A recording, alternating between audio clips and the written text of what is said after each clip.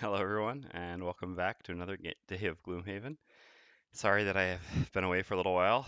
Being sick is no fun for anyone, Sorry unfortunately. that I have been away for a Oops. little while. Being sick is no fun for anyone. Forgot I had that tab open. All right, there we go. Yeah, so I'm still not completely recovered, but I'm gonna try my best today. Fortunately, well, not, I mean, today will just be a short session no matter what, because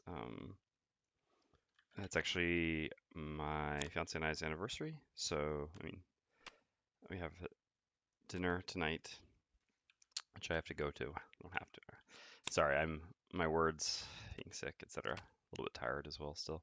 Anyway, yeah, I have a dinner tonight, so I will only be able to stream for about 3 hours today, actually, unfortunately. Or fortunately, depending on how you look at it. So accordingly, we'll be having a short stream today, which should be a little bit easier on my still rather sore throat. All right, just finishing setting up these people. I don't remember. I actually have to check real quick, I guess. The end of the last session, if I recorded the experience that we gained here or not. So let me just go to the VODs real quick. Hey, ECO, thank you. It's good to be back. Thank you for sticking around, for tuning in today. Again, I'm really sorry for having taken such a long break. Obviously, it wasn't by choice. Um, yeah, but it is good to be back. All right, I'm just going to quickly double check the end of the last VOD to see, unless you remember, whether I did add the experience or not after the last scenario. I just need to see that real quick so that I don't give myself doubly experience or whatever.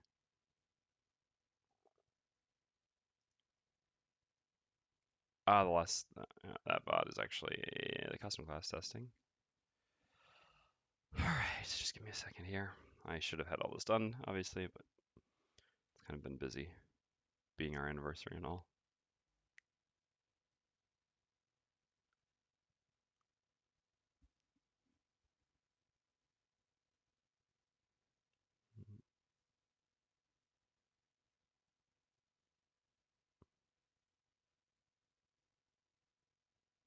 It would appear that I did not add the experience.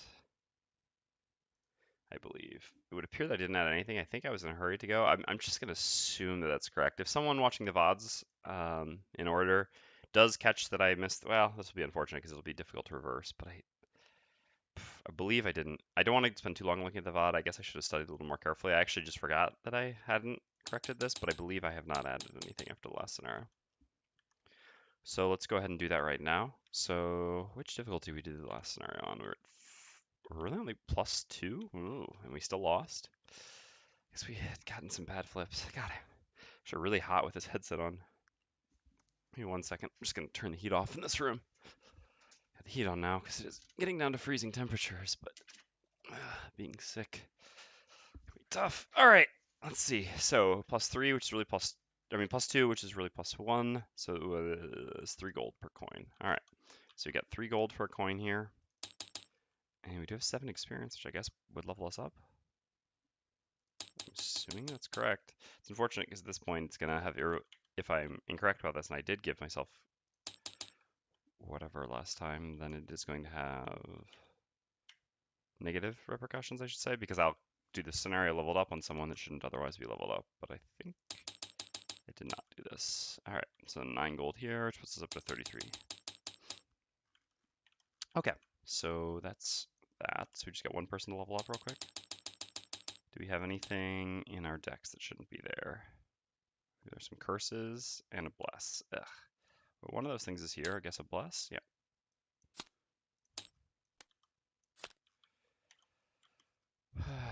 And where will those curses be? One there. None there. One there. Okay.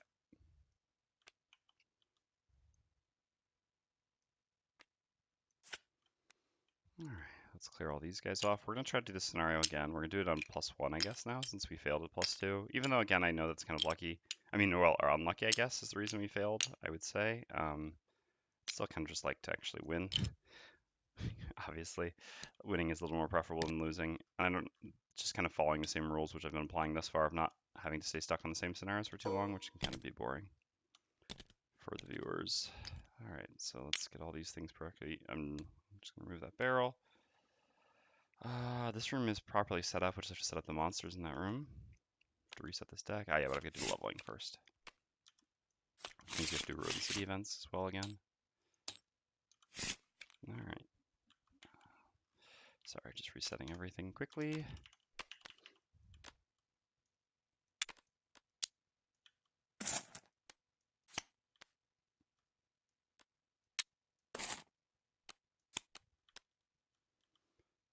All right, that's good. This deleted.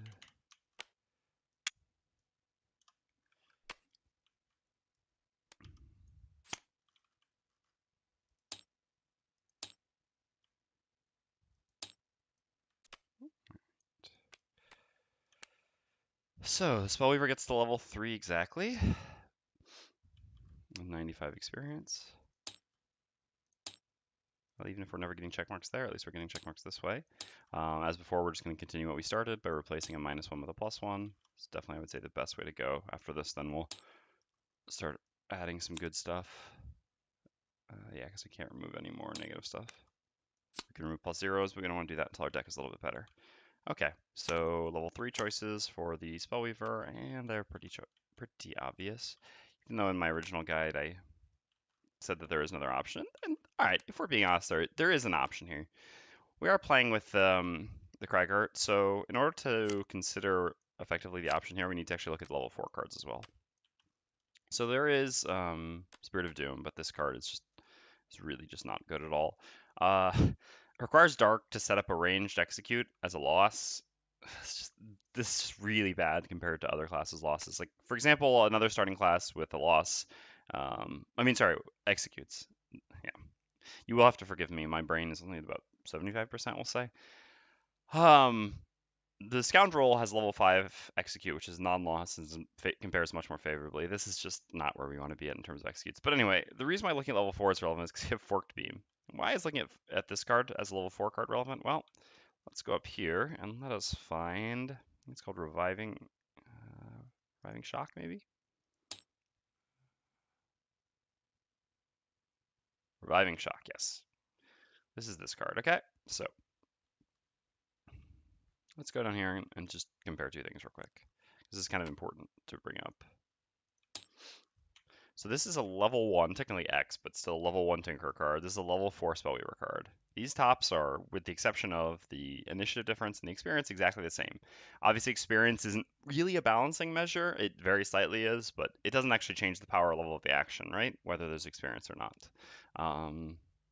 Because experience is theoretically balanced in terms of the game. I mean, your level is balanced. I mean, for example, there's a class that can gain infinite experience, so it doesn't mean the class wants to. But anyway, all right. So that's a little bit of something that's not so much. The bigger significant thing, obviously, is the initiative. 34 is a lot worse than 20. There's no doubt about that. But anyway, it just goes to show that the top of Forked Beam is not very good. In the end, for what I would consider, what I currently recommend as being a standard Spellweaver build, I still do usually get Forked Beam at level 4. What's the biggest reason for this? Well, pretty much because the bottom. Just a move forward 20 initiative, which is all right. The Spellweaver does start to get into a little bit of initiative issues. So you always have Mana Bolt, which is an amazing card for you, but things like Frost Armor will be gone. Eventually, Flame Strike will be gone as well.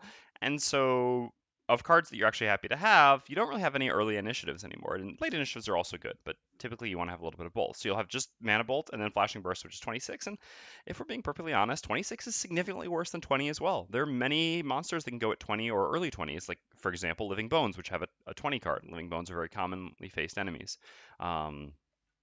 So yeah, this difference is significant.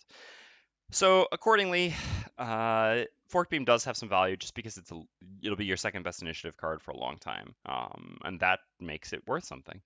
That being said, neither action is very impressive. You have plenty of movement on bottom, so you don't really need this move 4, and this top action just for a level 4 card sucks, to be perfectly honest. Again, it's the same as level 1 action, essentially, from the Tinker. And remember, the Tinker 12 cards. So technically the Tinker's actions should be weaker than the Spellweaver. So the Spellweaver having the same action at level 4 the Tinker has at level 1 is. On top of that, the Tinker has Enhancement Field as a level 1 card, so the Tinker himself can actually turn this into 2 target attack 3 non-loss, whereas the Spellweaver actually doesn't have anything like that. You can use something like Crackling Air, but obviously that's not really the same since that's actually a loss. Anyway, I really like the Spellweaver a lot as a class, but I do find myself questioning how Forked Beam is actually a level 4 card for this class. The Scoundrel also has this literally the exact same action actually on top at level 1. Although the Scoundrel has 9 cards, whereas the Spellweaver has 8 plus Reviving Ether. So the Spellweaver definitely has more longevity than the Scoundrel, so it's a little bit different. It makes sense the Scoundrel should have stronger actions. But again, 2 starting classes have the same thing as level 1. Why does another starting class have it as a level 4? Anyway, that's just a little bit of a digression. But the point is, what we need to do here is look ahead. So we always have to have Cold Fire. Cold Fire is, until level 9, the single most important action that the Spellweaver will ever have. Well, I mean, it depends, I guess, how you categorize the actions, because Reviving Ether, I guess, could also be seen. Although the truth is, sorry, like I said, still a little sick. The truth is that um, once you get more and more into using Cold Fire, although this is different without real stamina potions, you actually need Reviving Ether less and less because you use less losses. It's more of a safety valve than it is an integral mechanic. It's still a great card, though, just because of move 4 jump on bottom. Anyway, so the point is we always have to take Cold Fire, but the interesting thing is we can take Cold Fire at level 3 or at level 4. The reason why we can consider taking it at level 4 is quite simply because we don't actually turn on Cold Fire, at least in this party, until we get, to level 5. At level 5, we'll get Engulf, which gives us Fire, which allows us to finally start consistently using Cold Fire. For now, we can still theoretically use Cold Fire because of modifiers, although right now we actually don't even have the modifiers either, which makes Cold Fire even worse for us. That being said, our party does have access to minor mana potions, because of the fact that we are now Prosperity 2. If you're a Prosperity 1 Spellweaver, Cold Fire at level 3 is pretty much completely useless. But a Prosperity 2 Spellweaver, it's a little bit different because of the existence of minor mana potions. So that is something to consider. But basically, we could actually consider taking Elemental Aid at level 3. This is kind of what this whole long-winded explanation is getting to. The reason for this being that, like I said, then we could go back and take Cold Fire at level 4 over Forked Beam. So the question ultimately comes down to which would we rather have more, Elemental Aid or Forked Beam? This is really tough, actually. In normal party, so without the Cragheart, I think the choice is really simple. I think I would always go Cold Fire and then Forked Beam, just because Elemental Aid without the Earth isn't very good, and you don't create Earth consistently yourself. You've got Impaling Eruption, but that's not consistent. Whereas having a consistent heal 5 is actually quite nice. This is one of the reasons that Rumbling Advance is such a good card for the Cragheart, and this just gives us another one of those. And honestly, the bottom of Elemental Aid is not so bad. It has another problem though, which is that um, it's let down by its initiative. 84 initiative means it has to be paired with another early card.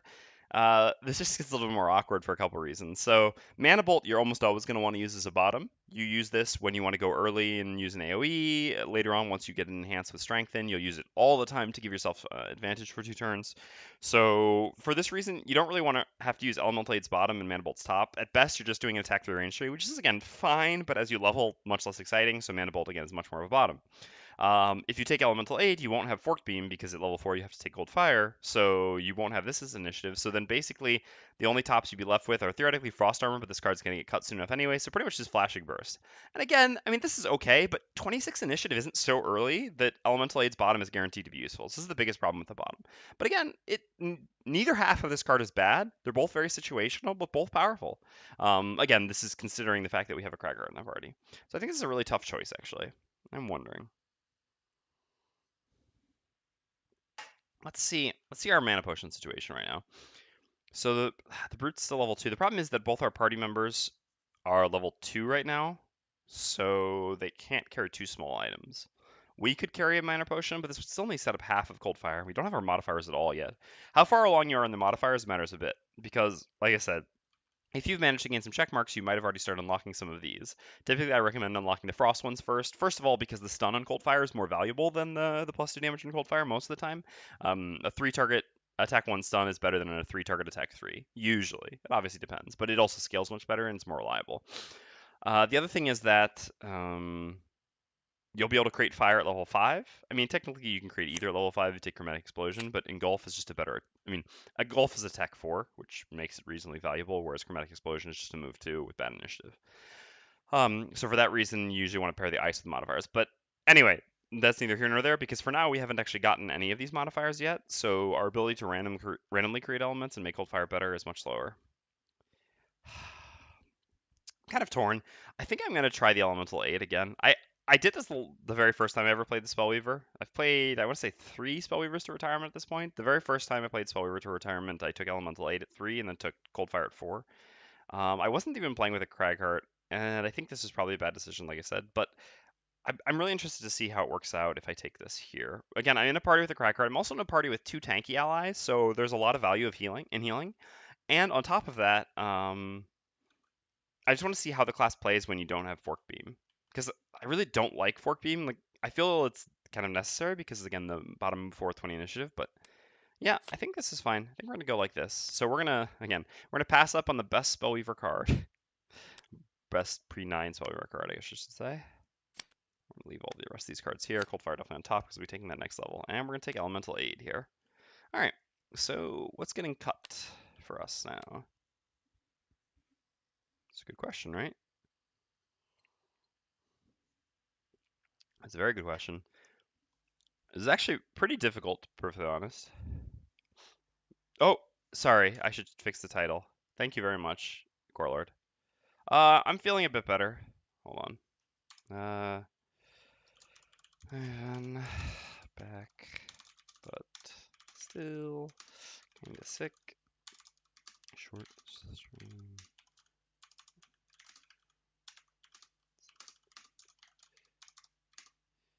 Scenario 3. Plus prosperity 2. So, yeah, to answer your question, I'm feeling a bit better. It's not in top form, we'll say, but yeah, and thank you for pointing out the stream thing, or the title thing. But again, it's only going to be a short stream today because I have a dinner that I am going to tonight for, as I explained earlier, our anniversary dinner. So I figured I would give it a try and just stream for 3 hours, and hopefully my throat will hold up. I think I should manage. All right. So hopefully that title actually properly updated. So anyway, here we got this choice. So there are a couple options for what we take out. Frost Armor,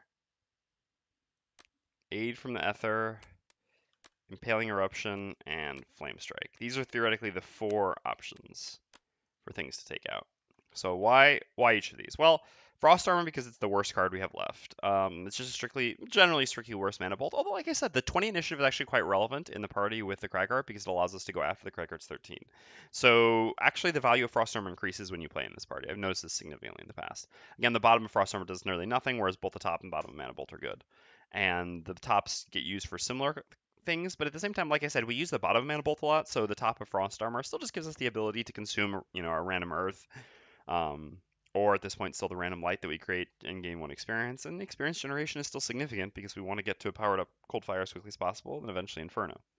Aid from the Ether, the argument would be we're getting just a better heal here because now, admittedly, 1 less range, but we're going to be able to consume Earth frequently, so this will be a heal 5 rather than heal 3. At the same time, the summon is still very good. Flame Strike, I don't know, this isn't really, I think, that much of a consideration. At this point, the top and bottom are still both pretty decent. And even though we are bringing in a non-move bottom action here, this is still our only other consistent non-move bottom action. Mana Bolt is frequently used for a move just with initiative anyway, and this one affects combat more than Mana Bolt does. So for this reason, I think Flame Strike almost never gets kicked here. And Impaling Eruption, actually, after Frost Armor, is our second worst card. Obviously, the Earth interaction doesn't matter at all because we have the Cragheart. The only reason I would be hesitant to cut this is simply because we might be lacking movement at that point, since, well, I mean, we've got to move forward, but this goes away. We've got these two, but we want to use the top of this frequently. At the same time, this scenario doesn't call for much movement, so I think it's fine cutting Impaling Eruption here. I think that's going to be the choice I go with. But it depends on the situation. If I have a scenario that requires a lot of movement, I think I'd probably bring back Impaling Eruption and maybe cut, I don't know, even Aid from the Ether. I guess in scenarios with a lot of movement, Aid from the Ether is also a lot worse. Excuse me 1 second. Just gotta drink some water. Okay. So we're gonna level this up to 8 health now.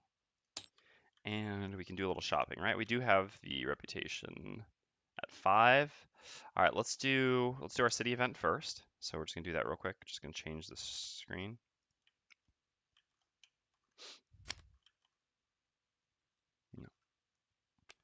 All right, just in the hope that somehow we got 2 reputation, which is kind of a pipe dream, but you never know. All right, so we have, what is it again? Just -1 discount? Yeah. But that does mean we can buy another small item, which we certainly will do. We've got, we were carrying 2, but we've got the Cloak Pocket, so we can carry up to 2 more small items. As long as we don't have Cold Fire, the minor mana potion is pretty irrelevant to us. Got minor power. Should just be a minor healing. Should be a stun powder that we eventually save for. If we're gonna save for stun powder, we would probably want to buy minor mana now. It's an interesting question, actually, which we should buy. I think stun powder is actually not terrible. It's not excellent, but the question is just since we can carry 2 more small items for now, and we're ways off from our next prosperity, we're always going to end up getting 2 of these. Which do we care the most about? Minor mana definitely should be one of them, but the point is right now it doesn't actually have any real value for us. I mean, it can creating one for one of these is pretty pointless. We've got this, which creates an element, and the Cragger can consistently create an element. Admittedly, having it allows us to just kind of create elements on demand, which can be helpful for the Brute, can be helpful for the Cragger, and can be helpful theoretically for something like Flame Strike. It's also something we know we want to buy eventually. The question is basically whether we should save our gold now to get stun powder and give that a try. We do have all the other core items, yeah. Or whether we should just buy the minor mana potion now. I think I'm inclined to just save for the stun powder. I don't really see the minor mana potion being that valuable currently. Obviously, once we have cold fire, that'll be completely different, but we just gained level 3, so we're ways from level 4. I think it's likely that we should be able to get so what, we'll need 18 more gold.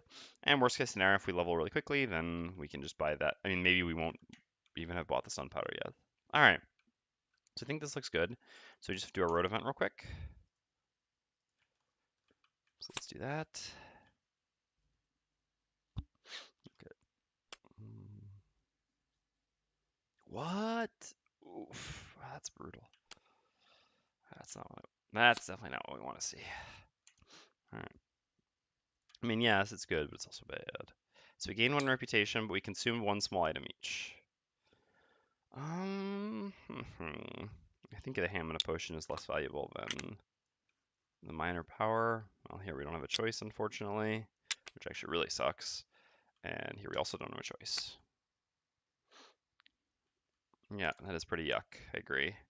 Like I said, though, we are only doing +1 today, so again, just because I don't want to spend too much time on the same scenario, as a general rule, I'm just going to always, if I end up failing a scenario, I'm going to decrease the difficulty by 1. And while failing it on +2 is a little bit unfortunate because I'm sure we should be able to do it normally. That is still just how I want to go about this. All right, let's set up this first room properly again. So we have the 4 guards, right? Yes.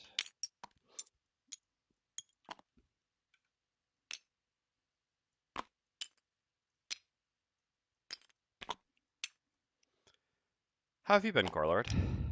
It's been a little while. I know you were gone for a bit.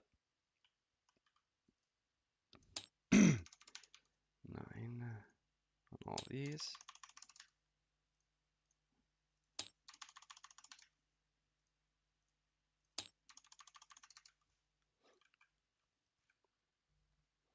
Okay, so then we have 1 elite shaman and 2 regular archers, right?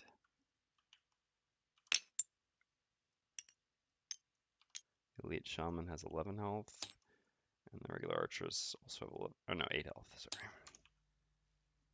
An annual family trip where we make apple butter.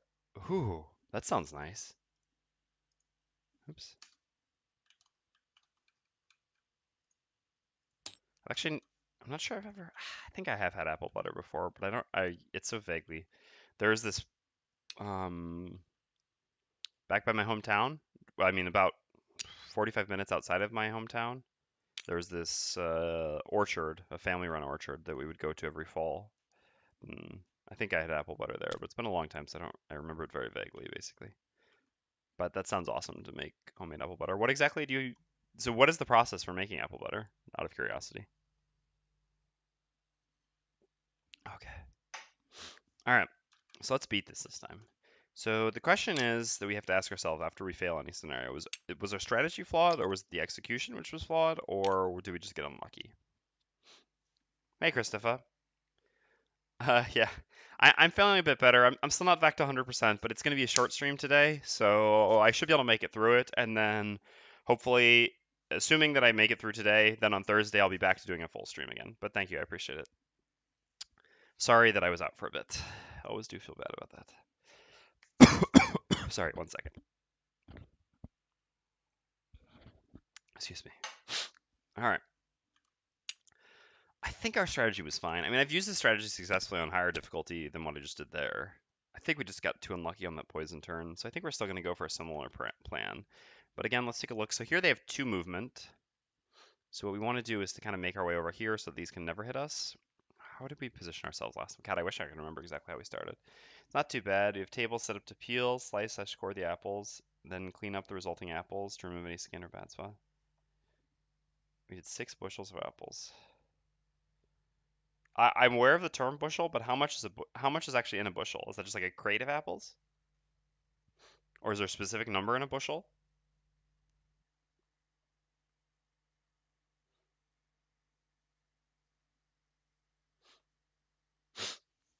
Excuse me one second, I'm blowing my nose.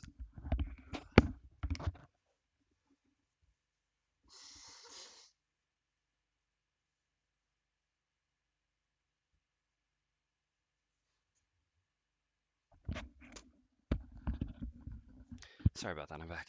All right. So how did we start this last time? I don't remember exactly. Okay. Yeah, that's a lot of apples. And how many pounds or liters of apple butter does that make? Wait, hold on. Oh god, it's not liters in the US, it's ounces. Yeah, sorry. It takes some getting used to. I have many things I like about the US, but not using metric is not one of them.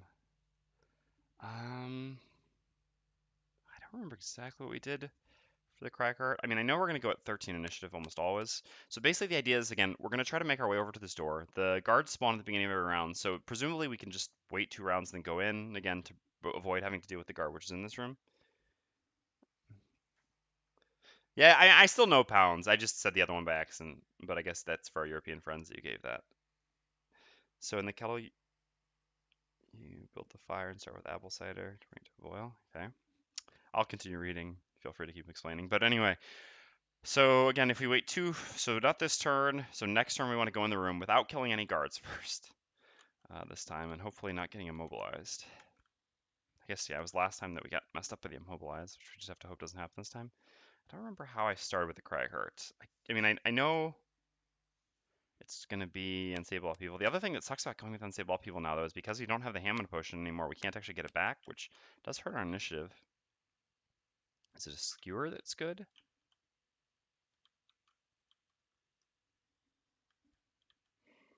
Yeah, I mean, I guess it was probably just Massive Boulder. Massive Boulder is fine, and sometimes I think it's common to try a little bit too hard to try to set up, like, wait for ideal Massive Boulders, but Massive Boulder just doing 4 damage and giving us Earth for the falling turn is probably good enough. Yeah, the issue is just we're not going to have early initiative to move into the room next turn. But I think that's probably okay. Hmm.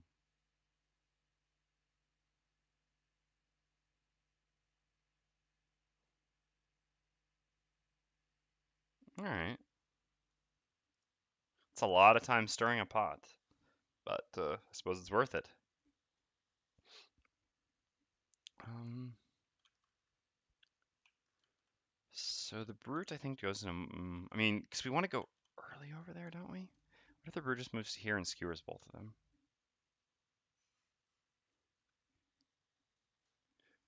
105 jars of varying sizes. Wow. So how many jars did you get personally then? Just like 1 or 2? So if you say there's 60, 70 people.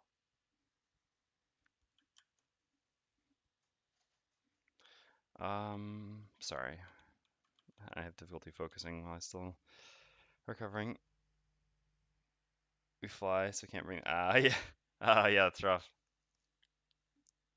Uh,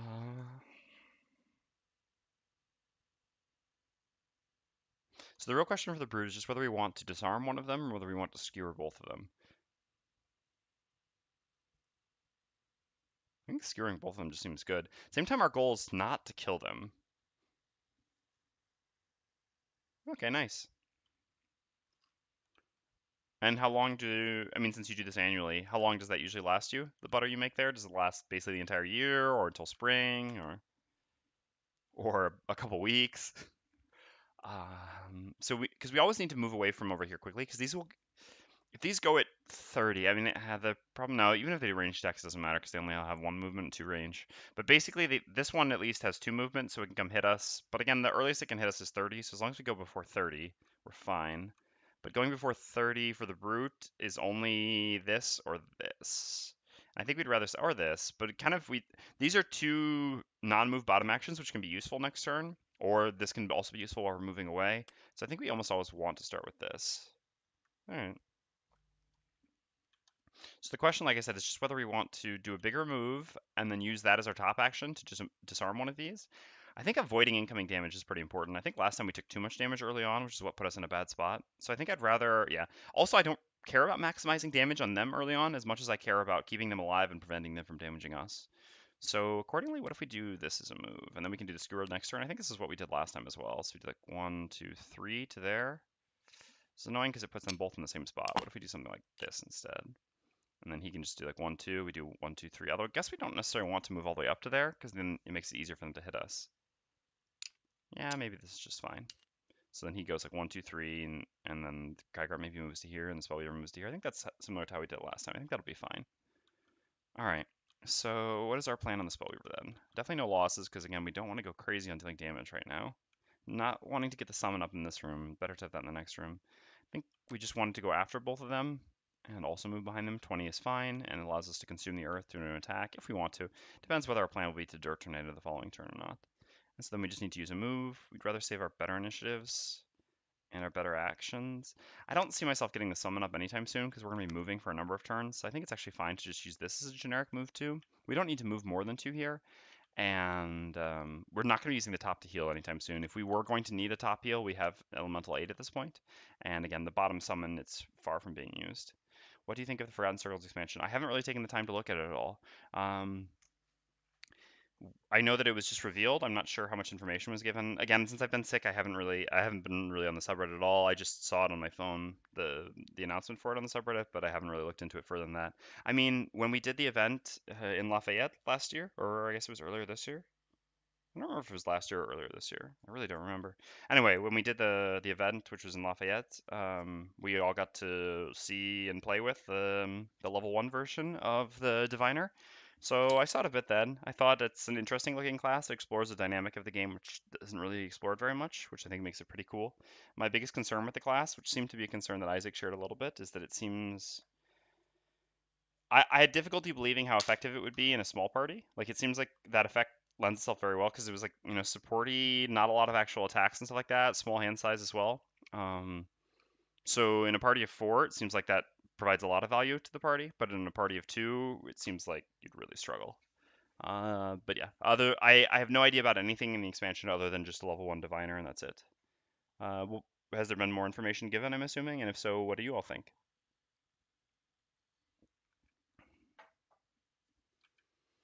Okay, so I think our plan here looks good. Gonna eliminate all them. There were no special rules that we need to follow for this scenario, I believe, right? Yeah, just the guard spawns every turn. That's fine. All right, let's go then. That card, huh? Well, that's a problem. I guess it's not that big of a problem. It's a little bit annoying though, because it's gonna give them shield, but that's okay, I guess. Archers also have +1 move. That's a little bit annoying. Shaman moving and healing. Yeah, we'll deal with these things. So the first thing we need to do is we need to spawn a guard. So it was 9 health these have, right? Yes. Oops. There we go. All right. So the interesting thing here is they won't move, but we'll disarm the one adjacent to us, so it doesn't matter so much that they're doing this. The only thing is it's just going to mean that this one will have shield for the Spellweaver, but that's okay. Looks more like scenarios are being released with it too. More stuff too, but I can't remember. Looks interesting. Yeah, yeah. I know that there are scenarios. The scenarios are actually the thing more interesting to me. Scenarios and their new monsters as well, I think, which is also quite interesting. It's definitely exciting. Yeah, I guess it will be a bit similar to the Tinker. It's, I mean, again, the the version that I saw of this class was either over a year ago or almost a year ago, so it's very possible that a lot has changed with the class since then. I haven't looked into it again since. I'll definitely be getting the expansion without a doubt, but um, it hasn't really been urgent for me since we're moving. We're not really buying games anyway. So I believe the guard spawns at the beginning of the round for 3 players, and for 3 and 4 players, the guard. So guard spawns at the end of every odd round for 2 characters, or the beginning of every round for 3 or 4 characters. Which is again why I do consider that this scenario is more difficult in 3 players than it would be at 4 or 2. The way that it's balanced is there's less guards in the front to begin with, but more spawning at 3, and at 4 there's like the bunch of guards in the front and the spawning. So yeah, at 3 players we get a guard at the beginning of every round, which is a big jump because again at 2 players it's at the end of every odd round. So every other round at the end there's a guard, whereas at 3 players you're suddenly at a guard every round, which is actually the exact same thing as for 4 players. Okay. Um, so first things first, we're gonna go with the brute. We do a move 3 jump, creating wind. 1, 2, 3, moving to here. Again, this is going to be fine. They're going to make an attack poison, which we cannot deal with, but this one will be disarmed, and we won't be adjacent to this one, so it'll be fine. I pre-ordered it after I already pre-ordered it. Fair enough. Yeah, I have not actually pre-ordered it because, again, I don't. Our living situation is so in flux. We don't know. It's there's so many different factors determining when exactly in the beginning of the next year we're going to move. Job related, family related, cat related, a whole bunch of stuff. So I really just am not certain about where I'm going to be at what point, and for this reason I haven't pre-ordered it yet. I'll just try to pick it up at retail afterwards, which sucks because I know what a nightmare it was for a lot of people to pick up Gloomhaven at retail, and I'm happy that I never had to deal with that, but it's just too difficult for me to pre-order anything at this point since I don't know where I'll be living by the time that it comes out. All right, so make our attack to disarm with the brute. All right, well, so be it. It's fine. We don't really need to kill them right away, so it's not urgent that we deal damage. So we do 1 damage here and a disarm. All right. Next thing up is the Cragheart. So we've got attack 3, range 3. Do 1, 2, 3. Ah, yeah. The interesting thing was to deal damage over here instead. That's what we did last time, right? We actually massive bouldered here, split damage because we don't necessarily want to kill these right away. Yeah, I think that's fine actually. I think we can do it like that. We could hit this one and splash damage onto here, but again, the Spellweaver probably wants to attack one of these two, so we'd rather not do too much damage here and run the risk of killing one so that we don't have that same problem of not being able to go in here next turn. So yeah, we'll just attack here. That's fine. All right, so we'll do an attack 3, range 3 with 1 splash damage. So splash damage automatically goes there, and the attack 3, range 3 targets guard number 6. Normally this is not the way you should be killing things, but here this is the way we want to. All right. All right. Again, just because we want to make it into the next room without having killed anything. And we create an earth. So with the top of massive boulder, then we use the bottom of unstable upheaval to do a generic move 2, which is just going to take us to here. We can't get any closer to the door without, we could use our boots and go up to here, but then this one would hit us with a poison attack, which we definitely don't want. Okay, and then the guards go, they attack, but none of them can attack because the only one who's adjacent is disarmed. But they do actually all have 1 additional shield. Now the archers are up. So the archers have 3 range and 3 movement. 1, 2, 3. 1, 2, 3. Good, we didn't go up there. 1, 2, 3. All right, so neither archer gets an attack. Well, the attacks would have just been attack 1s, but still better not to take them. And then next up is the Spellweaver. So the Spellweaver already in range to attack if we want to. The question is whether we want to or not. It's a good question, actually. It means it's generally better to attack first and then move, but the question is, do we want to actually hit this one with an attack? Is it better to hit this one again because we kind of want to split damage? Really, our biggest focus is actually going to be kill the ranged enemies first, but for now we can't target the ranged enemies because we want to draw them in by going into this room. So accordingly, we don't want to kill any of these guards before we open this door next turn. So it's a little bit better to split damage here. It's not a big difference because it's 8 and 9, but also, I mean, The brute being mostly melee is more likely to be able to hit the front one easily for us, although what we actually want to do is skewer. Although the Cragheart moving here has actually messed that up a little bit. Technically, we don't have... Cragheart could move here, but that makes it harder for him to go into that room. It also sucks that we had to get rid of unstable upheaval. Yeah, I think I actually do want to attack the one with slightly more health, even though it doesn't change much. So I'll use my move first, do a generic move 2, going to here, and then we're going to use the top of Frost Armor. So we've got 2 elements we can consume. The question is, do we want to consume either of them? Probably want to consume one. The question is, which one? So Skewer does look pretty good for the Brute next turn. Skewer and run away. Ugh. So the way we really got into trouble last time was by the immobilize of the archers. So maybe we should try to play around that this time so that we don't lose to a similar effect. So they immobilize the archers. Gosh, I really should remember that initiative, but it's 27 or later. So we want to try to make sure that everyone can go at 27 or earlier. Well, that's just Cragheart things, man. Although it might be 29. I think it is 29, but for some reason I get my 27s, 28s, and 29s confused a lot because there are a number of these early enemies or early enemy types. You know, like Inox aren't necessarily early enemies. You don't see them very frequently early on, but archers are an early enemy type.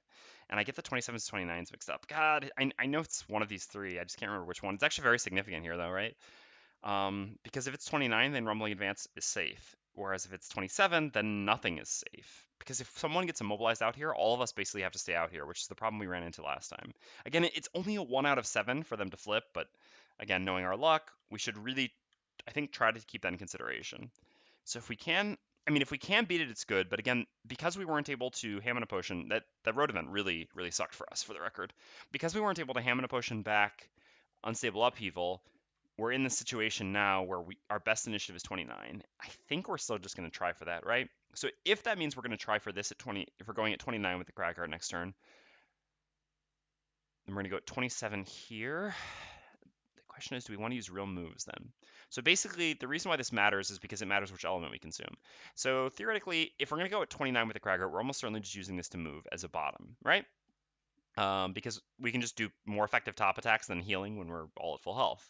Even, especially because, yeah, I don't think any of us are going to take damage this round, and ideally we want to get away before they go next round. So yeah, so this is going to be a bottom, which means we could use the earth for a top dirt tornado, which is not bad. They're not really clumped up, but I mean, this is still 4 damage, and the model might do something. Um, hmm. Otherwise, what else would we do? I mean, Earth could also allow us to use Crater. If we run into the room, though, we're not pushing anything into that. We could push one of them further away, but that doesn't really accomplish much. We'd kind of rather them be closer anyway, because that makes it easier for us to hit them with AoEs. Yeah, I think Dirt Tornado just looks good. It's about as high of damage as we can do. I mean, theoretically, something like this and this would be similar, but Sentient Growth would be better once you've taken some damage, so I think I'd rather just use Dirt Tornado now. So that probably gives us these two, so we might as well keep the Earth. I mean, if we really wanted to use the Earth for the Spellweaver, then we can consider doing something other than Dirt Tornado, because it's not that much more advantageous to be able to use Dirt Tornado rather than just like, you know, a Crater or Heaving Swing or Opposing Strike. But it is still a little bit better. Whereas for the Brute, if we have to go at 27, we kind of rather play a move, I think, as a bottom and just use this as an attack. Because Skewer with Wind here is, we're not going to be able to skewer 2 targets because of where we went. We probably should have actually planned this better because the Brute can move enough. What we should have actually done was started like this and this and had the Cragheart move to. I mean, I guess we actually did start like this, didn't we? We just had the Brute move to here for some reason. Yeah, this was actually stupid. We should have done it differently, though. We should have had the Brute go here and the Cragheart go here. This way we could have guaranteed skewered both of them. I guess the problem is it's difficult, right? But I still think this was. Well, I'm not sure it's actually better. If they had actually ended up moving, then by going here, this one was going to come attack the Brute rather than attacking the Cragheart, which is we would rather have the Brute take the attacks rather than the Cragheart. Nice. So yeah, I guess that's not actually true what I said there. The only reason this worked out this way was because of them not moving, but maybe we should have. I mean, I guess, yeah. Our initial plan of moving like this was fine because normally they shouldn't move. However, once we saw they weren't going to move, we still had the ability to do this the correct way, and we should have. We should have had, because we were like this, right? Yeah, I think we were. So then Well, it doesn't actually. No, it does matter because we needed him to go here. So we shouldn't have moved all the way here to the brute. We should have just moved here, and then we would have been able to skewer both of them this turn. In that case, we could just do the skewer top this turn, which would actually be really valuable then. And we could just use the bottom spare dagger or eye for an eye as a generic move two, because move two is enough since we have our boots worst case scenario. That being said, we didn't do that, which is a mistake without a doubt. Again, I'm a little bit rusty and a little bit sick, so thank you very much. Nah, I'm obviously making excuses here, but it is the truth. I have made a mistake here. It's important to learn from it though. Sorry, just having some more water. Um, but yeah, since we didn't do that, the skewer doesn't provide us that much value here. If we have the wind, it gives us essentially one more attack. The pierce shouldn't matter, although I mean it can because they'll have a 1 out of 4 chance of flipping shield, but in that case it's 2 more. Although then it's not necessarily even better because one of the 2 shields has retaliate, and we won't want to hit this one. We'd rather hit this one with a ranged attack anyway, so we'd be getting 1 less damage, but also taking, I think, 2 less damage. So it's really only 1 out of 8 in which we'd really wish we used in which we'd really wish we had skewer. Well, for the pierce at least. It is still 1 attack higher though, just because pierce skewer is actually 4 rather than spare dagger's 3. Anyway, all this comes down to I think Spare Dagger's top is fine. First of all, it gives us more flexibility of being able to use a larger bottom move, which means we don't have to necessarily use boots to get to a position we want to. Secondly, the enemies are going to start coming towards us to the point where Skewer is going to be good anyway. Admittedly, unfortunately, we've already used our winds, so we don't necessarily have the great Skewer setup anymore, but it'll still be a 2-target 3 attack 3 most likely in this following room. So I think I'd rather just save it for that situation, and I'd rather have the Spellweaver use the wind here. Now this is a lot of consideration just to decide which of the 2 elements to use, but it is pretty important. And again, if we'd taken a little bit more consideration previously, we would be in a better spot already now. So, all right. So we're going to consume the air for the Spellweaver, which gives the Spellweaver 1 experience and allows the Spellweaver to do an attack 3, range 3, targeting guard number 1. Okay. Man, I can't wait to have a good modifier deck again. So this does 2 damage because the guard has 1 shield now. He didn't have that shield. They didn't have that shield before because they went after the Cragheart and Brute, but they have gone before the Spellweaver, so they do have it now. All right, the Shaman has 3 movement. 1, 2. Can't get closer than that, and it rain. Ah, I'm an idiot. Ugh. Man, I say that I should focus more, and that I'm still making these mistakes. So we should have actually attacked this one, because this one's actually at range 3 for the Shaman to heal. I'm not paying enough attention. All right, well, we just basically threw away 2 damage for nothing. So we've thrown away a lot of damage already. All right. And this, for the record, is why we're only playing on +1 today. Sorry. Oh, God. All right, that's the end of the round. So let's get to it. We pretty much planned out our previous turn already. 29 initiative, Dirt Tornado hitting some buddies. Yeah, we're still not hitting through Dirt Tornado, but that's okay.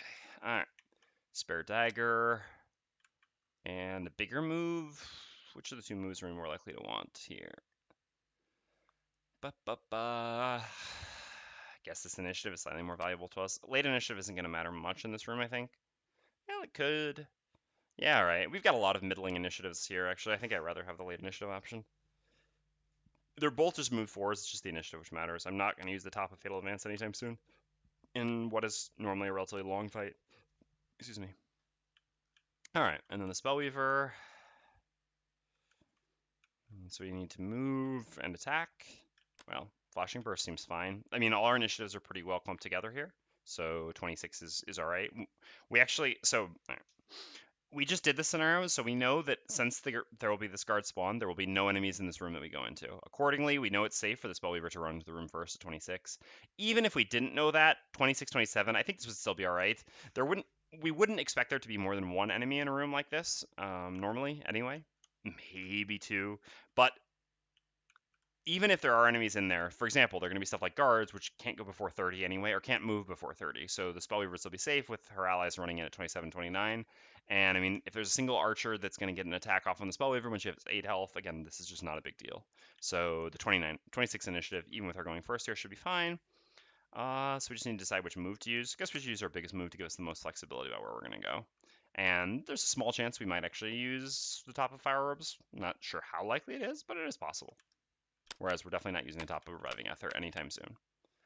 Okay. Well, the archers didn't get the immobilized anyway, so we're good. Guards also didn't do the annoying poison, so we have a much better turn this time. Shaman is disarming. That's actually annoying, but so be it. I mean, that's still much, much better than what could have happened with the immobilizes and the poison attacks and stuff. All right. So the guard spawns up there. Sorry, excuse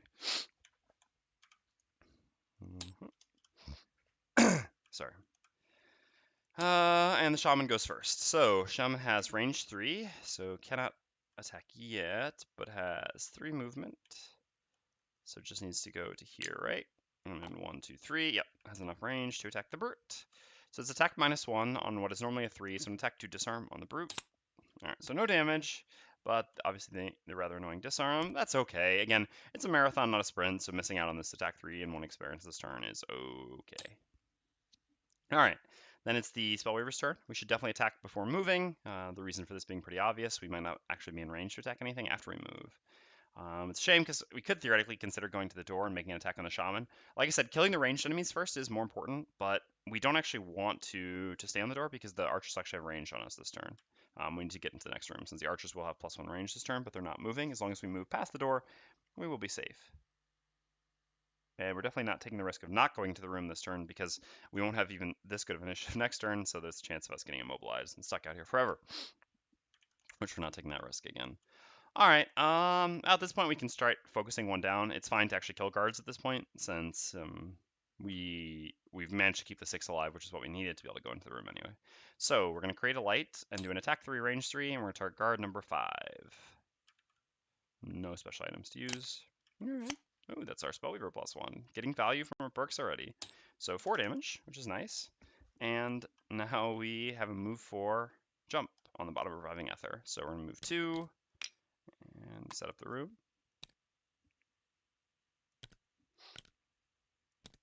And then that, and again, there should be an elite guard in here, but we cannot place any more guards, so there is actually nothing, which was a reason for wanting to get to 6 guards before entering this room. So where do we want to be positioned in this room is the real question. We don't really have pushes or anything like that. How much, what are the guards doing? I think they have -1 move, right? So they only have 1 movement. So we need to go far. I guess the question is where our allies want to move. So the brute has a lot of movement. The Cragheart only has 2 movement, but needs to go past the door anyway, so has to use boots, because we don't want to stop on the door, because again, this archer will get to hit us, and then these guards would get to hit us. So I guess the Cragheart's probably moving to something like here for now, or even here. So the Cragheart goes to here. If we go here, we can still hit one of them. Do we even have range attacks left? Not that much range. I guess like Mana Bolt. So what if we stop like here?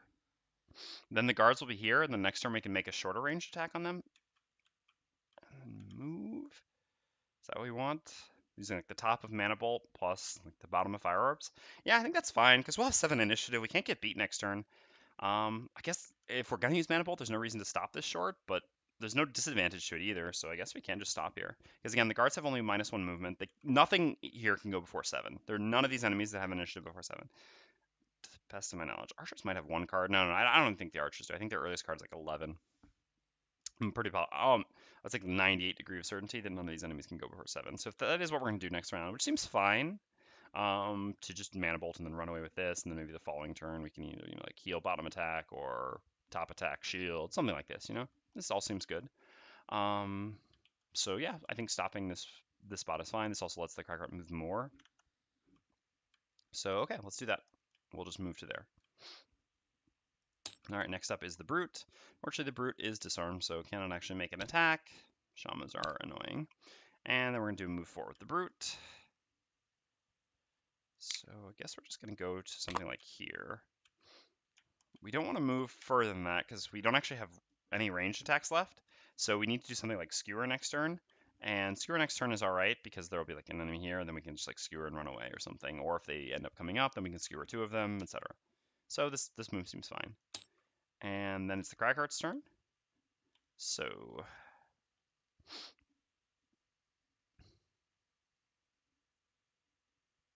yeah, guess we won't create an earth. That's okay though. We don't really need an earth next turn anyway. What I mean by this is, so the bottom of Rumbling Advance has the option of being the actual bottom or a move to, a generic move to. In either case, it's still move to with 29 initiative, which is the thing we needed. The 1 damage does nothing, except hurts our allies in this case. But it also creates Earth, which could set us up for the following turn. But again, I think I'd rather just not deal 1 damage to an ally and not have Earth for the following turn. We've got some good top actions without Earth anyway. Although, Crater is nice because of these thorns. 1 damage to the... I guess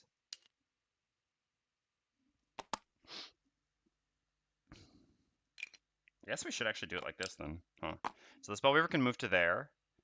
In the end, this is all, I mean, it's easy for us to revert this because there's no new information. The Spellweaver moves to there. She'll still have range 3 to hit one of the guards who moves up here. And this allows the Cragheart to go 1, 2, 3, 4 down to here, setting up Earth, and then allowing him to actually push one of the guards into the Thorns, which is actually just pretty good value. So, all right, let's do it like that. So, if we go here first, yeah, we don't have line of sight to do the things we want. All right, it's fine actually because we're going to get to hit like this. So, we're going to consume the Earth using the top of Dirt Tornado, which gives us 1 experience.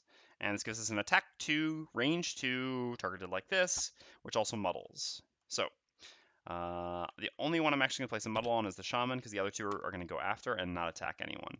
So I'm going to shape it like this, because this is actually going to hit 2 ranged enemies, which are the things I care most about. Plus, by going like this rather than going like this, here I would have disadvantage against this one, whereas here I have disadvantage on nothing. So we'll do just bottom to top, I guess. God, they're all 1s. We can't even do numerical order. So we'll do guard 1, and then shaman 1, and then archer 1. All in that order. All attack 2s. No special items to use. Okay, so 3 damage. Ugh, miss. 2 damage. It's unfortunate because the one we cared most about damaging, I would say, was actually the one we did no damage to. But so be it. Can't win them all. Okay. And then we're going to use the bottom of Rumbling Advance as a move 2. All adjacent allies and enemies suffer 1 damage, creating an Earth. Again, the damage doesn't actually matter. 1, 2, and we're going to use our boots to go 2 more. It's just the Earth does actually matter because it sets up Crater. So boots used. Okay.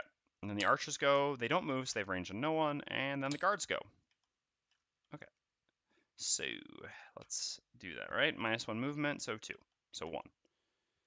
I mean, I can just do all of these. It's pretty much always the same here. Okay. And we're done. Okay, so like I said, Spellweaver's turn we've already got planned out. Cragheart's turn as well.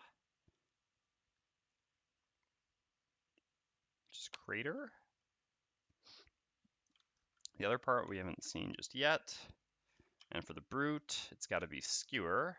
Because we do want to keep moving back so that the ranged enemies have to keep coming towards us. That's pretty important here. So Skewer allows us to attack and then move back. Going before the guards doesn't change too much here. I think I'd rather save this bottom. The Earth can be relevant. The heal is nice. The push doesn't do so much for me. The Craggeart's already going to use the thorn, so I guess I can just use this actually to move. Although this also gives me one of my better initiatives still. Because then I actually can have 2 turns of decent initiative still. At the same time, I probably want to do this combination at some point. I guess this just does nothing. And the difference between 32 and 35 initiative isn't significant at all. The guards have a 30 and a 35, but at 35 we still beat them, and 32 doesn't beat the 30, so this actually just works. All right, so what can the Cragger do? We could try to go late and use the bottom heal to heal someone. Not sure if that's necessary. Use the bottom heaving swing to power up our crater, getting 1 more damage on that. I'm not dead. Thanks, Volkner. And I'm happy not to be dead. And I'm trying not to die on your infamous scenario again, too. But we'll see how that goes.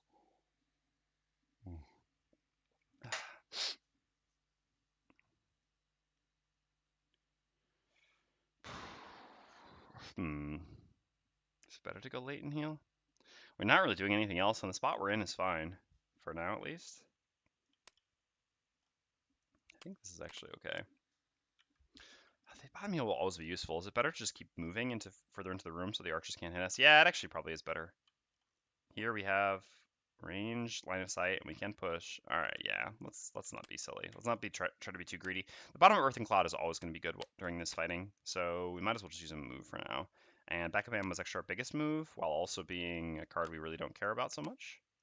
because we're not going to play this top anytime soon. We don't have a backup ammo's top is something we typically play when we have a break from fighting, but here we're not going to have a break from fighting for a while. It's going to be pretty much a constant fight this entire scenario. So this looks good. Okay, let's go. Yeah, there's the immobilize. It is 29. All right. So I was right in thinking I was safe. I was just always afraid in a situation like that. It's not as safe as I think. Oh, we're gonna get blocked in here. Not again. I guess we can push that one, but that doesn't do what we want.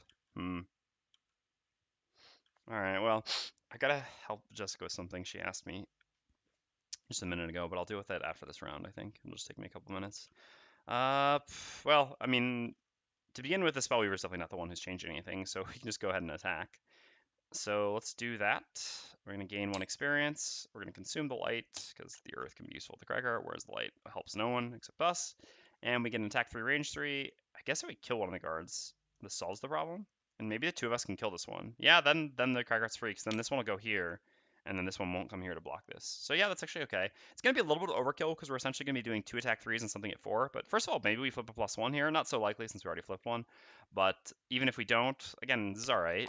Because the most important thing is freeing the Cragheart. So let's do that. All right, well, that's nice. So we got it anyway. Ah, that means the Brute actually doesn't get to attack anyone. Well, we'll have to rethink that shortly. Because of attacking the line. So we could have theoretically attacked this one then because of that. Because we killed this one, the Brute Skewer, like, he's not going to be able to skewer and move back. He's actually going to have to move and then skewer. Which is a little bit worse. But again, we really want to make sure that we kill this one. I guess if the Brute's going to have to move anyway, I mean, if we got a +0, it would have been better to attack this one. Guess we got a +1, it was better to attack this one, I guess, but we couldn't count on the +1, and this is still just a safer way to play it. Otherwise, we would have been having to count on getting a +1 on the Brute, otherwise we would have one more enemy attacker, which is so much worse. So now we have a real choice, which is, do we want to give it a coin? Because we've got the bottom of Fire Orbs now. So where will the guard be? The guard will be here. I guess staying where we are is pretty good. I guess we can even move up like this just to be a bit safer. Because the guard will move to here. We'll be able to hit him without moving, because we have just range 2 and Flame Strike. It is really tempting to just go grab the coin, but I think it's ultimately better to focus on actually winning the fight rather than having to repeat the scenario again. So yeah, let's just go with that. I think that's fine. All right, next up are the archers. So it's +1 range, so they have 4 range and 2 movement. Ooh, is this happening again? It is happening again. All right, well, Cragger's not going anywhere then, but that still doesn't really change anything. Still better to have killed something. All right, so this archer's going to move to here. Oh no, but actually the Brute's not going anywhere. Oh, that's actually worse, because then the Brute's not going to attack anyone. Do we have an audible in the Brute? No, not really. Oh, that's unfortunate. So moves to here, and it's 1, 2, 3, whereas 1, 2, 3, 4. So Archer is going to attack and immobilize the Brute. God, these immobilizes every time. Okay, so it's an attack -1, so just an attack 1. No damage again. They don't really like to deal damage to the Brute, but they do sure love putting conditions on him. And then the other Archer goes. That Archer has 2 movement as well. Only can go 1, can't get any closer than that. Okay, Archer's done. So then the Brute goes. Fortunately, like I said, attacks no one. Yeah, I don't know. Even if, hold on a second, my throat, sorry. I have to keep drinking water to make it through this. Even if I'd known that was going to, I mean, even if I looked ahead and paid attention that was going to happen, which I really should be doing, but I'm, like I said, not as focused as I should be. I think I still would have made the attacks like this. It's still just better to eliminate an attacker. Even though, like I said, now the Brute's not going to do any damage. Yeah. I wouldn't have. If I'd known I would get a +1, I guess I would have actually done things differently then. But since I didn't know, I wouldn't have counted on getting a +1 with a deck like this. Anytime I try counting getting a +1, even with a better deck, it doesn't happen. And here I have a terrible deck, and I'd already gotten one of my +1s out, so I would have never thought that that was more likely to happen than not. Oh well. All right. So the Brute literally cannot do anything. Cannot move. Cannot attack. Yep. So it just loses the immobilize and stays there. It's a little bit annoying, but so be it. When the guards go, guards are just doing generic turns. So this guard goes to here, and the other guards will still move. 1, 2, 2. There's no guard spawned back here because there was no more guards that could be spawned. I guess actually here is same distance. Yeah, so this actually moved there because we only killed the extra guard, or the 6th guard during the round, not before. and this goes here because this one moves first. I guess I could move this one like this. I guess I typically do stuff like this. All right, because this one was here and this one was here. So if this one goes here, then this one will only go here. But if this one goes to here, which is equidistant, so it's optional, then this one can actually go to here, which puts it one closer. Sure. Oh, I forgot to. This is my counter because I have to. The goal for the scenario is to kill 15 enemies. Okay. So then guard number 1 attacks the brute. And this is an attack for 3. Yeah, of course, now they get the positives. Oh well.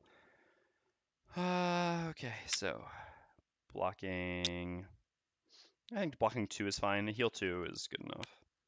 Both of us have bottom heal 2s, and I don't really want to use top heals right now. We'd rather be using attacks on top. Alright, guards are done. Next up is the Cragheart. So yeah, trying to put that guy into the thorns. So we're going to consume the earth, which gives us 1 experience. We get attack 3, range 3, push 2, targeting guard number 1. Okay. Let's see how much the thorns do. So we're on just 2 here, right? So it's really just 1. So, ugh. So the thorns only do 1 damage? Really? Rough. Oh, no, because traps are increased. Yeah, so 2 damage. Because traps are 4, so rounded down is 2. So it was 2 damage from our attack, right? Did I already do that?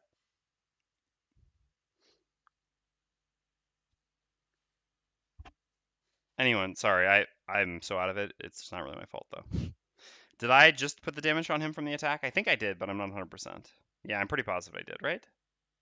Or did I not? Because I wasn't sure if I was waiting to add it all at once or if I already did. Can anyone confirm for me? Sorry. I know this is a silly thing to have to be asking chat, but well, in my defense.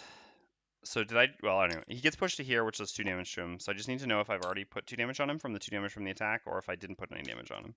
Because I don't know if I should be doing 4 here or 2 here. If anyone can let me know, I'll fix it appropriately. Sorry.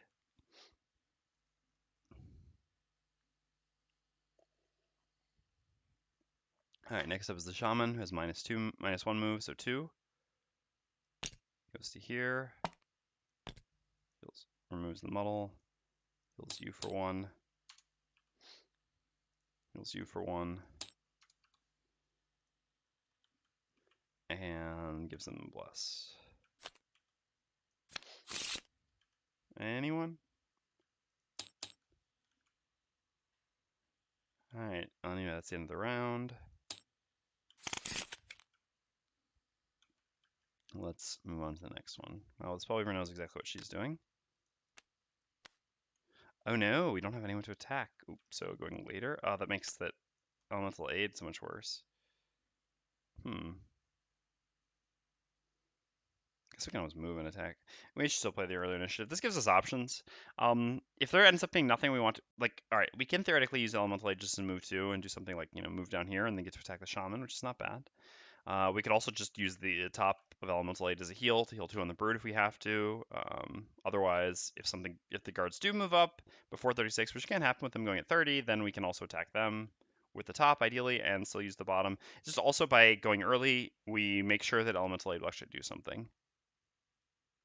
I mean, the bottom can still do something. I'm not sure if it's better or not, but I think it's safe to go like this. Okay. So we've kind of drawn 2 of the ranged enemies up, so we could run out now if we wanted. This actually would let us start hitting that, which I think is good.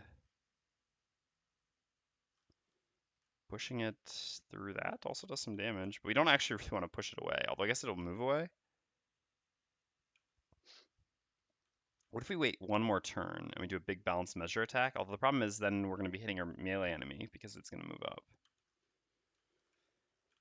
What's the Cragheart doing? Oh, the Craggeart forgot to move. We had 3 movement. We just did the attack first. Oh yeah, because I got distracted by it.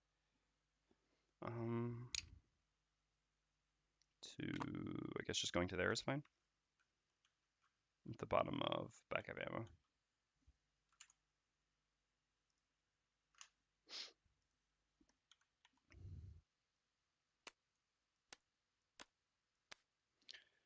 I really like to get that health right. So if anyone at all knows if again, so maybe if no one understood what I was asking, I just wasn't sure if I had already, since I attacked with Crater and the Crater did 2 damage and the push was doing 2 damage, I wasn't sure if I was holding off on doing the Crater damage, I was going to put it in all together, or if I did the 2 damage from the Crater and then I did the 2 damage from the Thorns. So I just wanted to see, because I want to make sure I didn't miss 2 damage, but I definitely don't want to add the damage if I wasn't supposed to, if I had already added it. Alright. These 2 cards need to go together, so these 2 cards need to go together, so I think we should just do it like this. If we hit a guard, we hit a guard. So be it. Maybe the guards will do ranged attack for once, or they can not move. I guess that gives us a lot of possibilities, right? Yeah, actually. Because the thing is, we really want to hit the Shaman. I guess the disarm also sucks, but we can't beat the disarm no matter what. No one remembers flip a coin? Alright, I can get that. I can be down with that. Let's give it a try. So, I mean, technically we could just figure it out by checking the VOD, though, right? That's what I theoretically should do, but alright. Sure, if... well, actually, I'll use this opportunity real quick because I have to go... Well, let me finish explaining this, and then I've got to go really quick help Jessica, and then I'll come back, and if no one has answered it by then, I will just flip a coin. Thanks for the suggestion, Meat Man. Nice name, by the way. All right, so anyway, what I was trying to explain is this is really good. I'd really like to get the opportunity to do my big attack, and I also would like to move using this combo so that then the following turn I can use the bottom of Eye for an Eye to heal myself and do a top attack with this. Overall, this seems optimal. The downside of this is I really want to make my big attacks on ranged enemies because, again, these are the higher priority. The guards will just keep coming, whereas the ranged enemies will constantly keep attacking where there's a limited number of guards that can actually hit us. So killing all the ranged enemies first is definitely the highest priority. So what I don't want is for a guard to run up to here and then block my path and that I can't hit the ranged enemy. But actually, it's more likely than not that the guards don't run up to there because the guards have 2 cards where they don't move and then 1 card from the card they make a ranged attack. Well, I guess that's actually 3. Yeah, and they've already got the -1 move. Well, it's as likely that they don't move up as they move up. So accordingly, I think it's actually safe for me to try to do this combo. And the upside is so much higher. And the downside, the absolute worst case is that, all right, I just hit a guard instead of hitting a ranged enemy, which is still okay. All right, so what are we doing? Well, if he does get to go up and hit them, sentient growth. I mean, sentient growth looks pretty good here in general, right? 1, 2, 3. I can't expand like that because where we are. I guess we're actually last one to go. We could have stopped here. Then we can sentient growth all of them, right? Do we actually have line of sight here? Yeah, we do easily. Whereas here we do not, right? Wait, or do we? Oops. No, we don't. It would hit that corner. Whereas here, yeah, it does not hit the corner.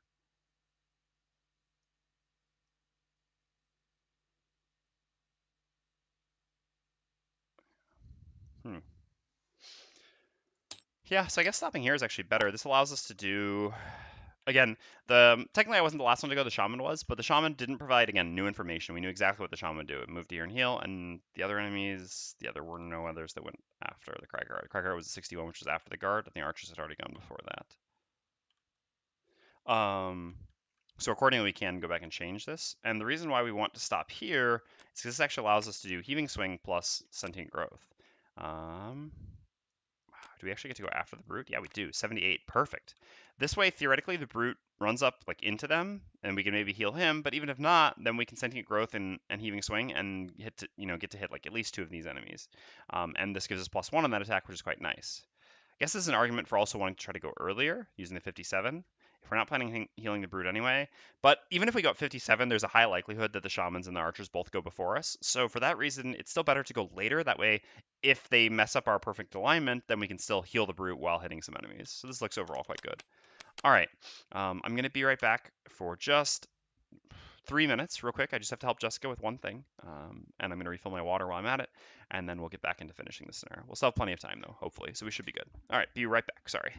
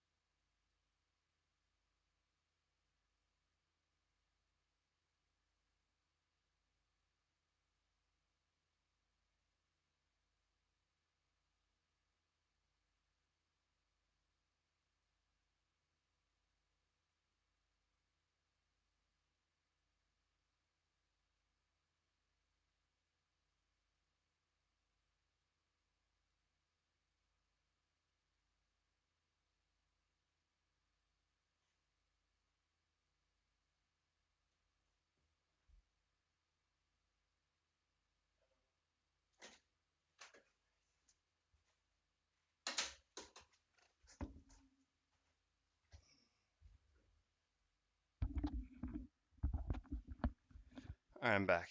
The guard did not take damage from the Cragger's attack. Alright, thank you very much. I really appreciate it, Isio.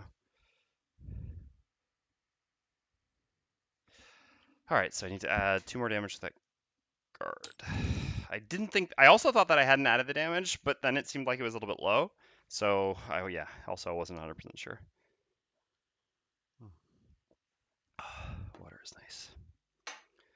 Okay, so I think we prepared everything. Let's do it. Guard's not moving. That's good.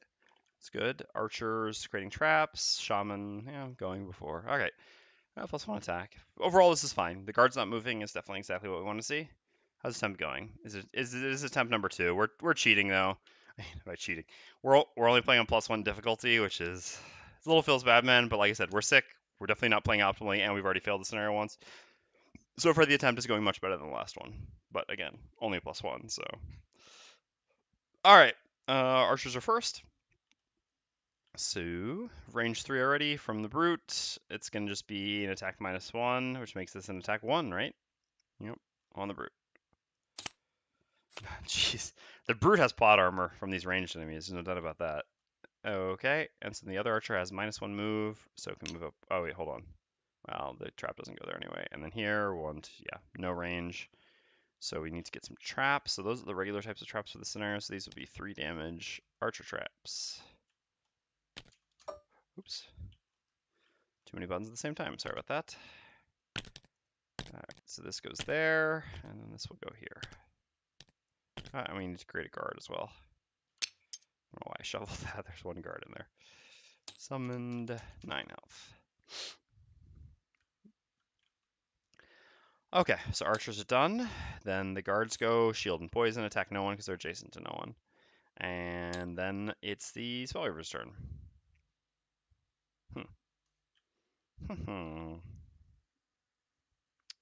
So, yeah, unfortunately by positioning like this, we actually stole the spot the Spellweaver wanted to move into, huh? Huh.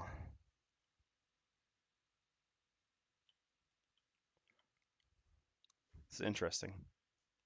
Quite interesting, in fact.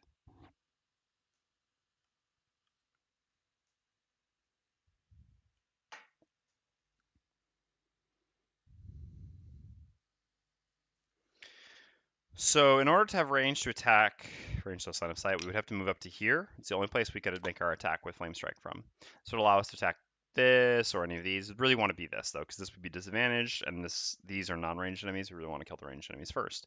So going here and attacking is not bad. The downside is this means we get attacked by the Shaman, but it's just the Shaman.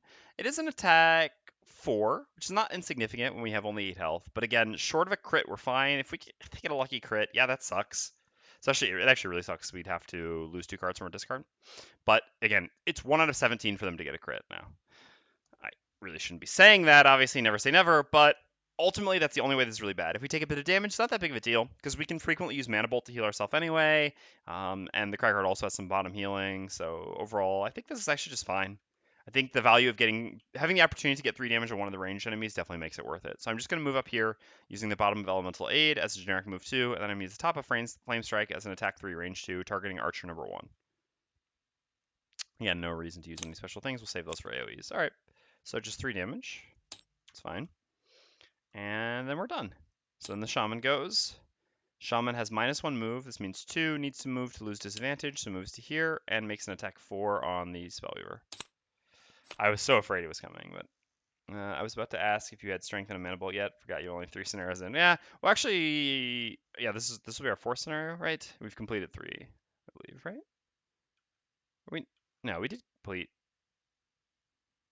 We successfully completed 4. I guess we just forgot to check it and do the unlocks that it entailed. We did successfully complete 4. I'm sure of that. Maybe I'm not sure. No, I am sure. Yeah. So yeah, 3 to 4. But yeah, no, we definitely we're not that far in. I'm sure I completed 4. I'll double check before I mess with the map anyway. I know I do have video evidence. But again, it's not relevant for today, so I'm not going to worry about it. All right, so the attack ends up just being an attack 4, so it's perfectly fine. It's exactly what we were hoping for. All right, next up we have the Brute. So the Brute has a move 4. So it should be on the Yeah, so we need to figure out how we want to position the brute, but again, the heal 2 on the brute isn't bad, but it can also just be an attack 3 on an enemy, and I think I'd rather just be an attack 3 on an enemy. And actually, from where the Cragheart is, again, we have 1, 2, 3, expand, and we do have, again, line of sight on all of them. Does that touch the corner? Huh. No, it shouldn't, right? It should just go across the middle. Oops. Yeah, no, it doesn't touch the corner. Touching the corner would be from here. Yeah. So yeah, we'll have line of sight on run range on all 3 of these, which actually means we'll get to do 3 damage again to 2 archers and a guard, which is really, really good for us. Also means the brute doesn't want to attack one of the archers, because if we kill this archer, then it makes the AoE attack a lot worse here. So definitely better, I think, just hit 3 enemies and not worry about the brute. So that means the brute can actually go hit the shaman. So that looks pretty good. So we're gonna do a move 4. We're definitely using our boots here. Ooh. Ooh, he'll have shield 1, but that actually doesn't matter to me so much. Yeah. The boots here basically are just adding 2 damage, which is definitely worth using, I would say. I might need the movement at some point to be able to get into the back room to potentially get the chest, but it's not such a high priority for me right now. I'd rather just have the extra 2 damage. So we're gonna use a move 4 and grab and go plus the 2 from the boots. That's 6. 1, 2, 3, 4, 5, 6. Why are we going to here? This is going to allow us to use our axe and actually hit both the guard and the shaman at the same time. Now, admittedly, like I said, we don't care so much about killing these guards, but we do still need to kill them. And honestly, like, this is what we brought the axe for, to be able to do a 2-target attack with balance measure when it's a 6. It doesn't get better than this. Admittedly, sometimes using 2-target provoking roar can be better, but here I would say not. So we're going to go like that. Balance measure gives us 1 experience. We've moved 6, so balance measure and attack 6. Like I said, battle axe. During your single target melee attack action, turn the attack into the following. This is really what makes battle axe so nice on the brute, is being able to do this exact combo, getting an extra attack 6. So we'll do shaman and then guard. In that order, each 6s. Shaman first. All right, 5. Guard, we need a +1 to kill. Nice. Beautiful. That's really good. Battle goals. Oh my god. How am I so consistently? I mean, all right, sick. Yeah, that's why. Definitely not that I consistently forget this. Definitely because I'm sick. uh, all right. Loot 5 or more tokens. Allow none of your allies to become exhausted. All right. None of your allies to become exhausted. I mean, it's not guaranteed for this scenario, but still. I love that bingo sheet. Bingo sheet. What are you talking about? I'm not sure the reference. All right. Take only long rests or be at 2 or less hit points. Oh, someone posted a Gloomhaven bingo sheet on subreddit. Ah, okay. Like I said, in my sickness, I really have not been. Ah, gotcha. Okay. I'll have to check it out. I have been feeling my mod duties this past week while being sick for sure. I haven't really been on anything at all. I've just been reading and lying in bed and working. Uh, you try if you tried to post. You're a moderator. You should be able to post a link. Is it this link? Did it not let you post it anyway? Because there's like I think auto link prevention. I haven't set that up for the channel, but I think that just might be a Twitch thing in general. I'm not sure if you tried linking it or not. Let me know if you did. If you couldn't, you can send it to me in a private message. Anyway, for these battle goals, current hit point value must be equal to or less than 2. Both of these kind of suck. Definitely not only long resting, I think. So we'll try to go to 2 or less. We almost never succeed at this one, but it is possible. This one is actually, many battle goals are easier when you play solo. This one is actually one that's harder when you play solo, because when you're playing only one character, it's much easier to control your HP for something like this. Gripes. I just opened Eclipse, read your guide, played it once with Cthulhu. It sure was a blast. Hey, Buddha Bob, I'm glad you enjoyed it. I'm, I mean, there's the link. I see me posting to him. I don't see you. Didn't know they added that. All right, well, Antares, for some reason I see your link, which is weird because Istio is actually a mod, so I should be able to see his link. Yeah, I don't know exactly what's going on with that. Twitch is weird with link prevention. I'll click the link in just a second. But yeah, Buddha Bob, I'm glad you enjoyed the guide, and I'm glad you enjoyed the class. It's definitely that class is definitely not for everyone. It's I would say one of the most disliked classes in the game because of it's very divisive, the nature of it. It's definitely broken. There's no doubt about that. But I don't know. It's a co-op game, and sometimes it's fun to do broken things, right? And I think the way that class plays is just really fun. It's really a power trip for sure. So yeah, I'm glad you enjoyed it. Also, if you play with a group like Interas, it's really fun to play that class because you can like tease your teammates. You know, when I play that sometimes with other people, I'll be like, "Why are you guys struggling so much? And I'm just over here killing all these things. I'm perfectly fine. What's going on over there? You guys really seem to be having a lot of difficulty." And they're like, you know, you," which probably is one of the reasons people hate the class so much. All right, let me check this link real quick now.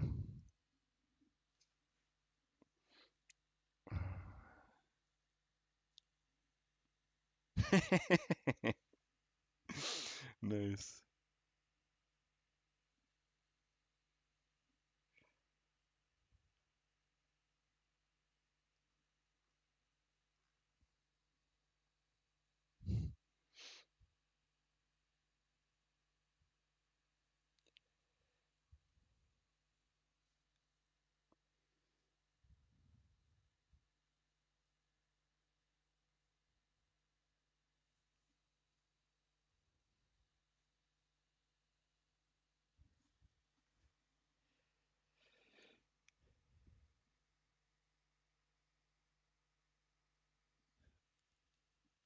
Let's try to keep the conversation about that sort of stuff to a minimum. I generally try to be vague when I talk about this stuff.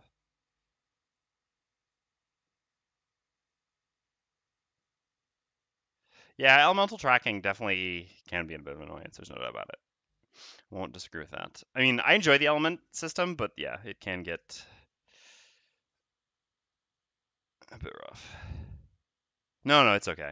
I don't blame anyone. I'm also tired myself. Yeah, that. Wait, what? Oh, looking at the wrong thing. Oh, that was the VOD. In your guide that I've been playing elemental. Yeah, that's not a spoiler there, but yeah, don't worry about it. It's okay. Yeah, you can consume and then create. And remember, you can also remember that technically elements aren't consumed or created until the end of the turn. So for example, if you move and create an element, you can then still use like let's say for example, all right, let's say we're playing the Cragger. And so, you know, we're gonna use a top which consumes earth, and we're gonna use a bottom which creates earth. We could still use the bottom to move and create earth because it doesn't get created until the end of the return, and then still use our top to consume earth. And there, let's say there was an earth from the last turn, we can use that old earth. Although, even though on our thing, like, so the earth is here, we move, we create the earth, so I move it to here just so we don't forget, and then we still consume, like, the old earth, which is theoretically here, which this is also in the rules. And so then we still have the new earth, but we also got to use the old one.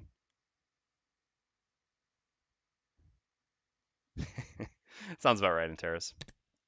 All right, anyway, so back to here. Our modifier flips are pretty great. -1 on the Shaman. Yeah, it sucks a little bit, but it balances things out. So we got 5 damage here on the Shaman. The Shaman's obviously a higher priority target, but getting specifically +1 on this guard actually kills it. So our attack was 6, but he had 1 shield, so this turns this up to a 7. Yeah, I gotta get the last battle goal. What is the Spellweaver is going to be? Reveal room by opening a door. Ah, we already did this. Yeah, it's my own fault. So basically, I have two options here. So anytime that I forget battle goals like this and pick them up retroactively, and I appreciate that being on the bingo. Um, I will never take something which could be completed retroactively, like which would retroactively be completed. So if I take this, I will consider that I haven't already done it, even though I have. So I'd have to open another door. Otherwise, having max HP at the end of the scenario, I guess it's more likely to complete this. We can still open a door here. I think that's more likely. And again, I'm not going to count the one that I've already done in order to not give myself an unfair advantage. Okay, so Brute's done. Then we have the Cragheart. So the Cragheart's going to use the bottom of Heaving Swing to add +1 attack to all your ranged attacks this round, and we're going to use Sentient Growth, which then becomes an attack 3, range 3, targeting all of these. We could use the bow because it's not really getting much better, but maybe on a turn where we hit multiple guards when they have shield rather than just one guard with shield. So we'll do numerical order, lowest to highest, still difficult. So we'll do guard 1 and then archer 1, archer 2 in that order. Each of these are attack 3s. All right, so 2 damage on the guard, 4 damage on the archer, 5 damage on the archer. Wow. So it was a +0 on the guard? Yeah, so 2 damage, like I said, because he has shield 1. Yeah, oh well. I mean, we're not going to complain with flips like that. Yep, and that was a +1 on this archer. Nice. Got rid of that archer. That is great. We're flipping really well. Uh-oh, we're flipping well. Everyone knows what happens when we start like this, right? I don't like this. I don't like this one bit. Although at the same time, we did get very unlucky last time we did this scenario, so maybe this is the counterpoint to that. Guess we'll have to see. All right, short rest for the Spellweaver, pretty obvious here. Definitely not in a position where you really want to be long resting. Ugh. Again, we actually probably would really use Fire Orbs here, but again, you can never re-roll Fire Orbs because if you get Reviving Ether, you lose the scenario. This changes a little bit later on when you're more dependent on Cold Fire than anything else. You can theoretically lose it and still win some scenarios, but it's a risk, big risk to take, and definitely not worth taking here. I think I also forgot to add another kill. No, I got it right. Yep, because we've killed 1, 2, 3, and we've got 3 there. All right. So for the Brute, go early, heal self, attack the Shaman we're next to. Downside of this is there's a high probability the Shaman has at least 2 cards still. Yeah, I think exactly 2 cards that are quite early initiative. So we're 2 out of 5 for the Shaman to move away from us, which sucks because it'd be nice to get the heal plus the attack. But worst case scenario, then we move and attack. I guess one of them is an immobilize, so then we really don't do anything again. I guess we'll just heal ourselves, but so be it. I don't know, it's there because of that. So none of these get completed right now, do they? They're all... No, well, that's not in a scenario. Okay, so what can the Cragheart do? We don't need multiple target healing, really. Can we move enough to actually hit someone? Yeah, we can move up and hit him with Opposing Strike, or hit the Shaman with Opposing Strike. So Opposing Strike plus... Better Initiative. I guess the Better Initiative really doesn't change anything. So the question is whether we should use... So we're using Opposing Strike no matter what here, because it's an attack 3, whereas this is just an attack 2. We'd rather get an attack 3. Plus it gives 1 experience, which again matters because we really want to get level 4. So then the only question becomes, should we use Earth and Clod or Nature's Lift as a generic move too? And I think we'd rather use Nature's Lift. Now, Earth and Cloud gives us better initiative, which 38 is better than 46, but I'm not sure it's that significant of a difference. And we'd much rather lose Nature's Lift to a short rest than lose Earth and Cloud. Just because the bottom of Earth and Cloud is so valuable. Bottom heals, excuse me, sorry, my throat. Bottom heals are quite nice, especially with reasonable range like that. Okay, so what is the spell we were up to now? Well, we've got range 2, so we can actually... Do we have an element? We don't have an element. But again, guards, they can't move before 26 anyway, so this actually looks pretty good, right? We can do these two, which sets us up pretty well. Then we can use the bottom of Flame Strike to finish off this guard who has 1 health, and then we can use the top of Flashing Burst to presumably do some damage to the Shaman, or even hit the other archer. Yeah, we could even potentially kill this archer. Overall, looks quite nice. What was our Cragheart's bottom last turn? The Cragheart's bottom last turn was Heaving Swing. This one, which is what put us on +1 on our Sentient Growth. That's why our Sentient Growth was a 3 rather than a 2. So our Cragheart fancies himself support. He chose to heal 2 mini 1 and Eclipse 2 instead of 2 health corpse. Next turn, Living Corpse. Yep. Yeah, that sounds about right. That doesn't surprise me at all with your group Interas. I mean, Cragheart is a bit supporty, but, you know, that's a bit questionable. All right. Overall, our plan looks good again. So the shield, that's annoying because it means he's not going to get... We're not going to kill him, but that's okay. And Shaman goes after the Brute, so this is overall good. 2 target archer, but also going later. This is okay. The shield's a little bit annoying, but it's actually not that annoying even. We're getting pretty fortunate flips so far, which again does lead to my spidey sense tingling. Okay, so first up is the guards. The guards, we do need to spawn another guard. Just gonna keep sitting in the back, but so be it. I put the S for anyone who doesn't know to indicate that it is spawned, which means it doesn't drop coins. So the guards go, they just have shield, none of them are in range to attack anyone. Then next up is the Cragger, the Brute. For some reason I'm thinking Cragger just because we're creating our Earth there. We can actually push him into this trap. That's not bad. That's not bad at all. Yeah, putting him to there, the Cragger can still run up and attack him too. Sure, why not? So we'll begin by doing our attack. So we're going to do attack 3, push 2. We will use the push. We also have to declare this before flipping the modifier. Targeting Shaman number 1. So attack 3. Let's flip. Okay. So that's fine. The trap, if I'm not mistaken, was in fact 3 damage. Yes, exactly. So actually, we get 3 damage from our attack, which puts him down to 3, and then 3 damage from this archer's trap. The archer's traps are almost never beneficial to the archer's team. Really, you think that someone would just sit down with these archers, all the different varieties, bandit, inox, guard, whatever, and be like, all right, listen, guys, those traps that you're placing that you think are so helpful, just stop. Just stop. None of the enemies ever die in, speaking from their perspective, none of these adventurers, these mercenaries, ever run into your traps. It's only us who end up in your traps. Stop placing them. But no, they keep placing them, and I'm perfectly happy with it, because, yep, this actually kills the shaman right there. And the trap was used up.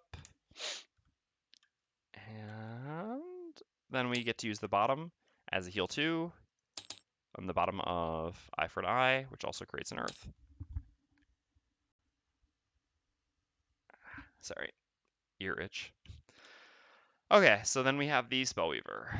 Well, killing this archer is definitely the highest priority, I think. So let's start by doing that, and then we'll see what we're going to target with our bottom. I guess our bottom can really only target one thing, but maybe we'll move or something. I don't really know. Regardless, we should always target the archer first, because this is the most important thing to kill.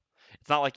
All right, so for example, this has 1 health, so our attack 2 should kill it unless we get a -1, but even if we don't kill it, we don't care about it because it's not doing anything this round, whereas the archer's doing a 2-target attack, and the archer's just a higher priority target to begin with. So we'll create a light and do an attack 3, range 3 with flashing burst, targeting archer number 2, which we are in range to target. All right. I considered that I should have maybe used the goggles for this, especially since we actually should have used the goggles for this. This was really stupid. I'll explain why. I thought about it just as I was flipping too, and I was like, too late. We don't have AoE attacks anymore, right? So there's never a better instance. Normally we try to save the goggles to use with fire orbs, but here we just lost fire orbs. So more likely than not, we're going to have the opportunity to long rest before reviving at their fire orbs back, right? Accordingly, we really should just use the goggles when we're making an attack which really matters. And what I mean by an attack which really matters, which means an attack which is going to kill something which otherwise wouldn't die and might do something threatening. And here the archer's doing 2-target attack. Admittedly, because of being only on +1 difficulty, it's still only an attack 1 and 2 targets. It's just 2 damage. So it actually doesn't matter that much. But still, I should have just used it for this. This was stupid. The guard, I'm not going to use it for, even though it's kind of the same argument of killing it, but because I just don't actually care so much if I kill the guard or not. The guard's not really a high priority target, and in fact, it's actually the only target that Cragheart can still hit. Accordingly, should I actually... Oh. Sorry, there was my chat app didn't see a bunch of things. I gotta restart it real quick. I'm just catching up with seeing everything chat show me now. I feel like I gotta get a better solution for this at some point. Oh, stupid Kindle Fire tablet. All right. Oh my god, I've made this exact speech. Our group mates. I don't care enough. It's 1 XP. Drawings. Take a life to keep fire orbs. Oh, nice, Warlord. Yeah, I see you there. All right, let me just find a chat again on the app. I don't know why sometimes it just stops showing up there, but it still shows up over here. Card totally have XP on it for the archers. Yeah, and it definitely does have XP on it for the archers. All right. So anyway, the question we have now is whether to use the bottom of Flame Strike to hit this guard. But actually, so the Cragheart is planning on doing a move 2 here. It doesn't really have anything else to do. Everyone's actually full health. I guess that's not true. Spellweaver could actually use healing, but we don't really care that much about healing Spellweaver just yet. So basically, if we use Flame Strike and we actually kill this archer, the Cragheart hits no one. And that kind of sucks, not just because we're missing damage, but also because the Cragheart is missing out on experience. And we really, really do care about the Cragheart's experience because we want the Cragheart to get level 4 as quickly as possible. So I think I'd actually rather just go pick up a coin here rather than doing my bottom attack on Flame Strike, which I think is perfectly fine. So I'll actually just move, or we can move out of the archer's range. That may be better. Archer's range 3, 2 target. But coins. I guess the truth is the coins just don't matter so much for right now because we don't have enhancement. But at some point we're going to get enhancement, and then we're going to really want these coins. Because enhancement on Spellweaver is really important. There are 3 enhancements you really, really want. Alright. Well, we lost this scenario once. We'll play it safe. We'll just move to there using the bottom of Flame Strike as a generic move too. This way only the Cragheart will get hit by the Archer's attack. We're only at 4 life, so it's better to be safe. All right, then the Cragheart goes. We're going to use the bottom of Nature's Lift as a generic move 2, going 1, 2 to here. And then we're going to use the top of Opposing Strike. We gain 1 experience, and we get to make an attack 3, targeting guard number 1, who has 1 shield. So we just need a -1 or higher.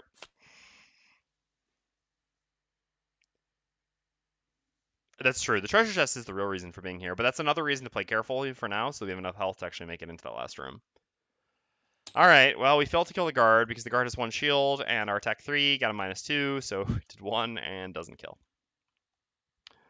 Woof. All right, and then the archer goes. Archer doesn't move, so just attacks the Cragheart. Attack is -1. There's nothing else. Yeah, the Shaman's actually eliminated, so I can just click him off right now. All right, 2 damage to the Cragheart. That's fine, though. And that's it. All right, excuse me, I just have a blow my nose. Sorry.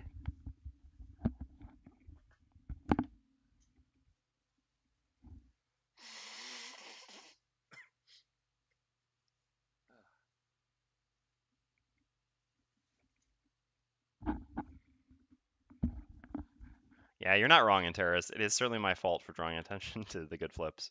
We're going to do 2 short rests on both the people. We've got boots and stuff to refresh, but right now we're still in the thick of a fight, so I'd rather just be doing short rests. All right, we lose backup ammo. We lose backup ammo. It's not one of our most important cards. It is a very good card. There's no doubt about it. But I'm not gonna lose that and run the risk. I mean, I'm not gonna reroll on that and run the risk of losing Massive Boulder or Rumbling Advance. Even Sentient Growth, which is still quite good, especially as we're mostly against melee enemies at this point. Yeah. So we got 1 health here and 1 health here. All right. And so short rest over here as well. Ooh, I don't know about that one. No, I don't think that's happening. There is so much loot on this ground. Plus it's move 4. Yeah, all right, that's so much better. Very happy with that reroll. I mean, one of the advantages of taking Fatal Advance is that we can't afford to lose Grab and Go, and Balance Measure is still good, but I actually really want the top of Grab and Go here, and the bottom is still quite good. So, yeah, that's why we rerolled. It was a little bit risky, but yeah, backup ammo is so good. Don't get me wrong. Like I said, it is a good card. It's better the larger the party. In 4-player, it's better than 3, and 3-player, it's better than 2. The reason for this is the biggest thing you frequently do with backup ammo is getting multiple target massive boulders, and the larger the party, the more enemies there are, the more splash damage you get. And backup ammo is nice just because it's a move 3 on top of that. Again, I'm not dissing the card. It's just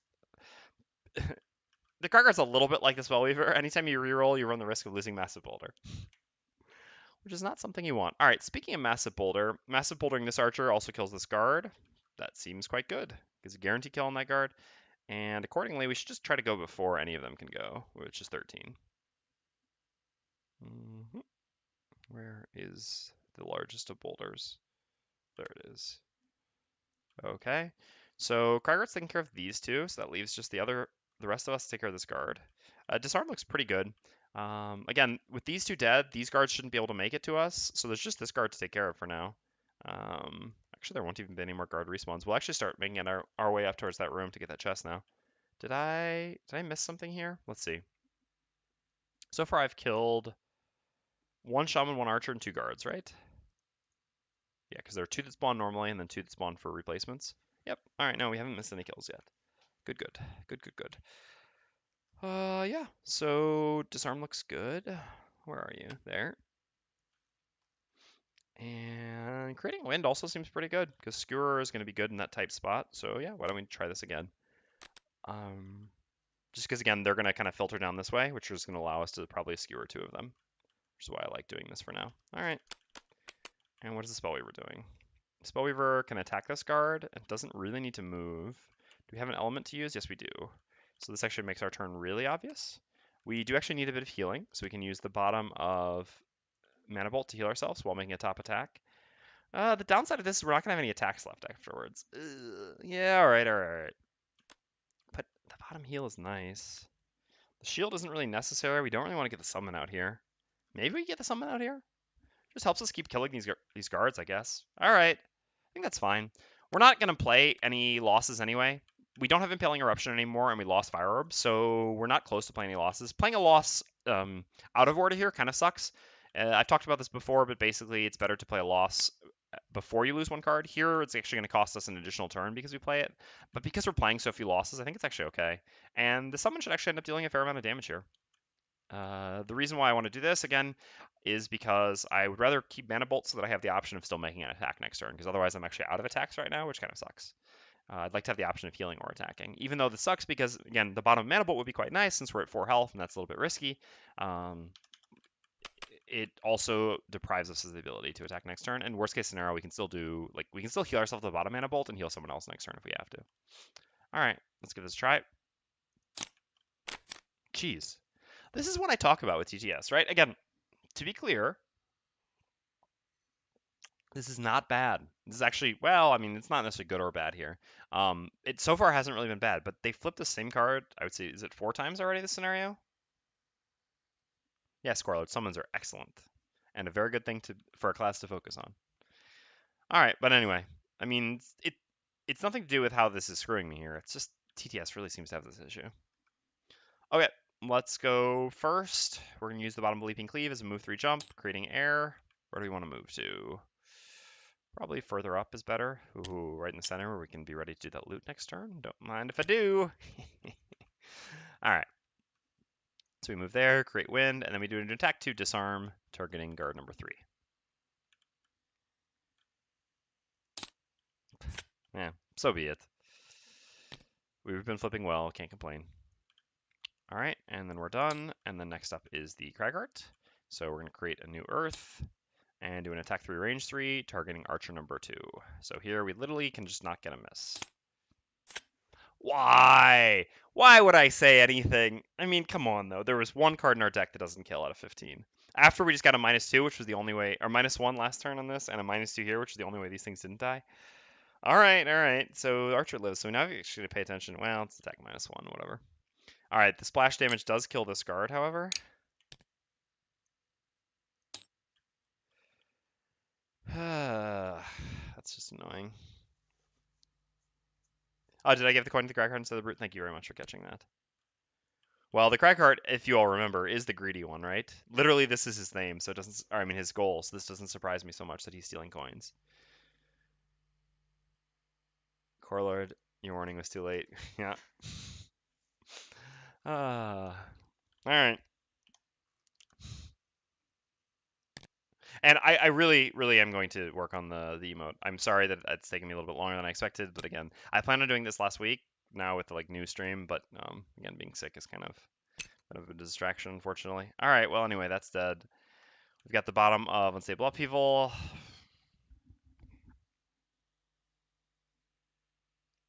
Come grab the coin here. She can grab this coin. Yeah, sure. Let's get all the coins. Makes the brute get attacked instead of us, which is also okay. Yeah, it's fine. All right, so we'll just move there and grab the coin using Unstable Upheaval. I think that'll leave us fine for the following turn. Same time, Dirt Tornado up here could be pretty good the following turn. All right. Let's not be greedy. Let's beat this scenario. We're actually going to stay where we are. The reason we're staying where we are is this allows us to use the bottom of Heaving Swing plus the top of Dirt Tornado to get a big Dirt Tornado the following turn. That was a crucial attack misses. Well, it wasn't so crucial, to be honest. But again, it was more like it was an attack which couldn't possibly, I mean, again, had so little chance of failing, yet found the one way to do that. All right, the guards go. This one's disarmed. The others don't move. They've all got extra shield now, or 1 shield. And then the archer goes. The archer already has range in the Cragheart, so just attacks the Cragheart. Attack is -1, so attack 1. All right. So be it. Archer done. Do you still want to summon, or do you want to move up and... Nah, we can kill the archer next turn. We've still got Mana Bolt. All right. So we'll use the top of Frost Armor, gaining 1 experience. We'll do an attack 3, range 3, targeting guard number 3. I think, so our option is to use the bottom of 8 from the Nether to move up here and to make our attack on the archer. But we can so easily kill the archer next turn anyway. And I'd rather actually get the summon up. I actually think the summon does provide a fair amount of value here, to the point where I do want to try to use this opportunity to get it up. So, yep, attack 3, targeting the guard, which we are nearby. Jeez. All right. Like I said, I'm always suspicious when the flips start off well. And then we'll use the bottom of 8 from the Ether. We gain 2 experience. We activate the summon, and we bring him out. Putting him right here. Where we can start attacking that guard immediately.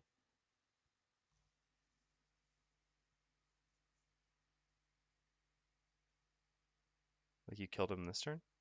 Talking about that archer? We would have killed him this turn.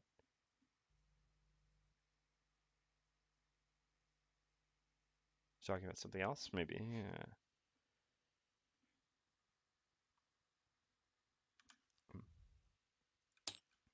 Okay, and we're done.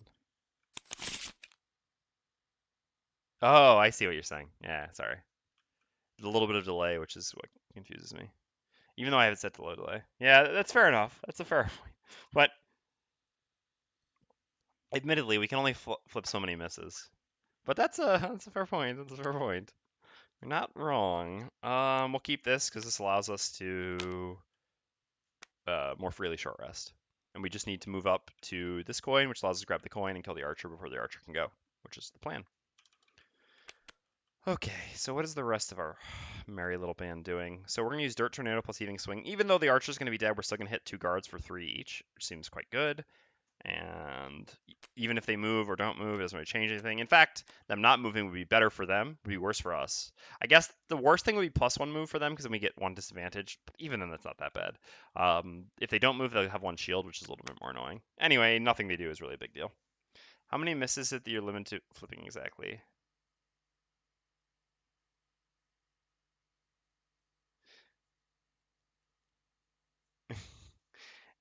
Well, technically, there's no. I mean, the limit of misses you can flip is still infinite, whether you make all the attacks in 1 turn or at any point. But how many misses do I expect to flip a turn? Or I mean, sorry, per scenario, mm, somewhere between 10 and a million.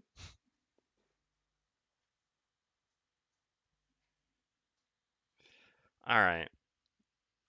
So those are planned out. What is the brute doing? I guess just continuing to beat on this dude here. We got a trap to push him into even, so that's not bad. We don't need healing that much, but it's kind of free here.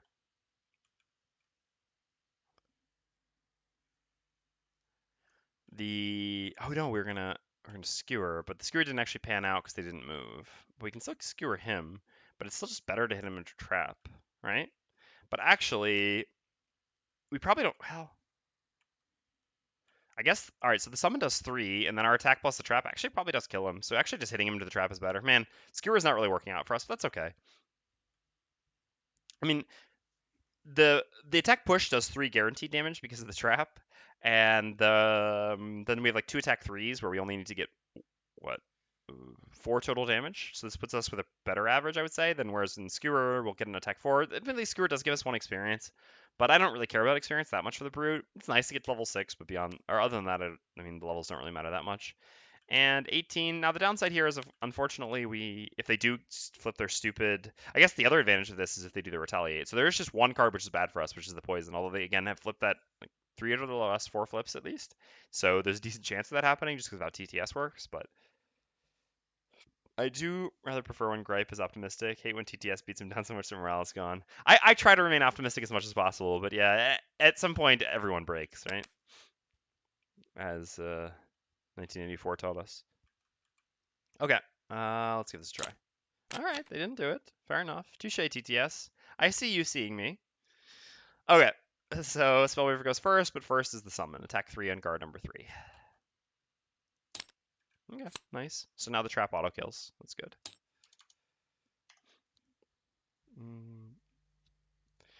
Man, I fell for playing the bottom of Warding Strength. I never realized the cost and how fun the attack pushes. Yeah, I mean, I don't think it's bad to use the bottom of Warding Strength. I use it, I would say, 1 out of every 2 to 3 scenarios. Early on, I mean, at early levels, it's good. Admittedly, it's kind of funny though, right? When I first played the Brute, admittedly, when I first played Gloomhaven, I was quite bad, right? I think most of us were. But when I first played the Brute, which was my first class I played in Gloomhaven, and I was like, man, this card's very powerful. I block 1 attack 6 times. And then eventually I kind of realized, isn't this just a loss heal 6 self? is that very good? Admittedly, playing on lower difficulty, it is still quite good. And obviously, the difference is like a Lost Heal 6 self you have to do typically when you need it, whereas this proactively does it for when you need it, which still does make it better. But I don't know. I still think the bottom's fine. I still use it, like I said. Admittedly, though, the top is also quite good, like you said. I mean, attack 3 with push 2 is has a lot of versatility. And that's why I think this card's easy to bring to a lot of scenarios. Anyway, so we're done with... Oh no, so the summon is done. We did the damage. Yes. So now we're up. So we're going to do the bottom of Elemental Aid is just a generic move. Going to here. Grabbing ourselves a coin. And then we're going to consume the earth because the brute's going to create a new earth. So the earth is the better thing to consume, although the wind wasn't getting used anyway. I guess the brute might need to move. All right, let's consume the wind, just because technically the earth does need to be used here. Whether he creates a new earth or not, it changes nothing, since the wind isn't getting used, period, this turn. All right, so we'll just consume the wind, gain 1 experience, and we make an attack 3, range 3, targeting archer number 2. Ah, you 3 XP always right. Yeah, the 3 XP is a big part of what makes it good. Although again, the brute's levels. Well, I'll talk about that for a second. All you naysayers, look, we did kill the archer. Anyway, yeah, I mean, when I played Gloomhaven in the beginning too, I also overvalued experience, so that was another reason why I overvalued this card. Admittedly, the experience is significant, but it depends on the classes. Like here, I think I have a correct appropriation of experience, and then I do value it a lot where it matters. Like as you've seen many times, I've given as a justification for certain actions with the Cragheart. It's the reason why we have opposing strike in our deck. Because getting level 4 is so important. The Brute doesn't really have a crucial level like that. Admittedly, like I said, level 6 is quite important for the Brute. It does really help a lot, but it's pretty far, and it's also, while significant, not so significant. It's not really like, again, the Cragger's level 4, so. Or the Mind Thief's level 6 or 7. Or 8. Scoundrel Spellweaver would exhaust themselves. We still had. Nice. Alright, so she's done. Next up we have the Brute. We'll begin with our attack as usual. So we do an attack 3 on the guard. Whether the attack kills or not does not matter. Alright, well, of course, that's when it will actually kill. We were supposed to spawn a guard. Oopsies. Oh, the spot's there, so I guess it would be here.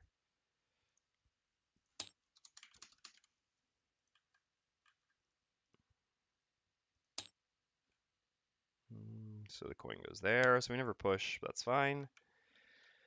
And then we'll use the bottom of Eye for an Eye to heal ourselves for just 1 in the end, and create a new earth. I think that's better than going to grab a coin.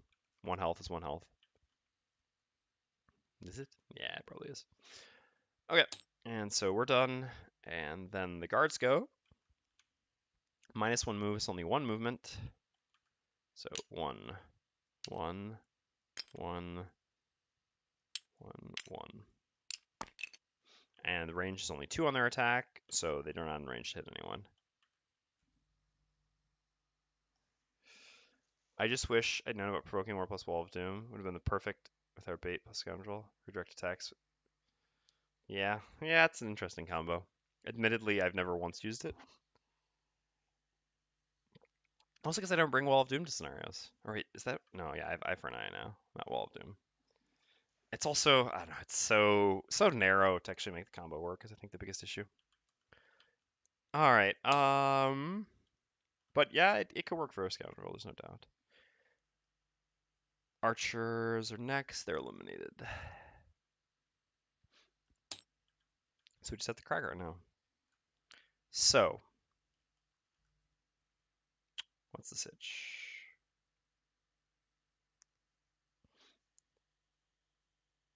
Yeah, it does look fun to do once.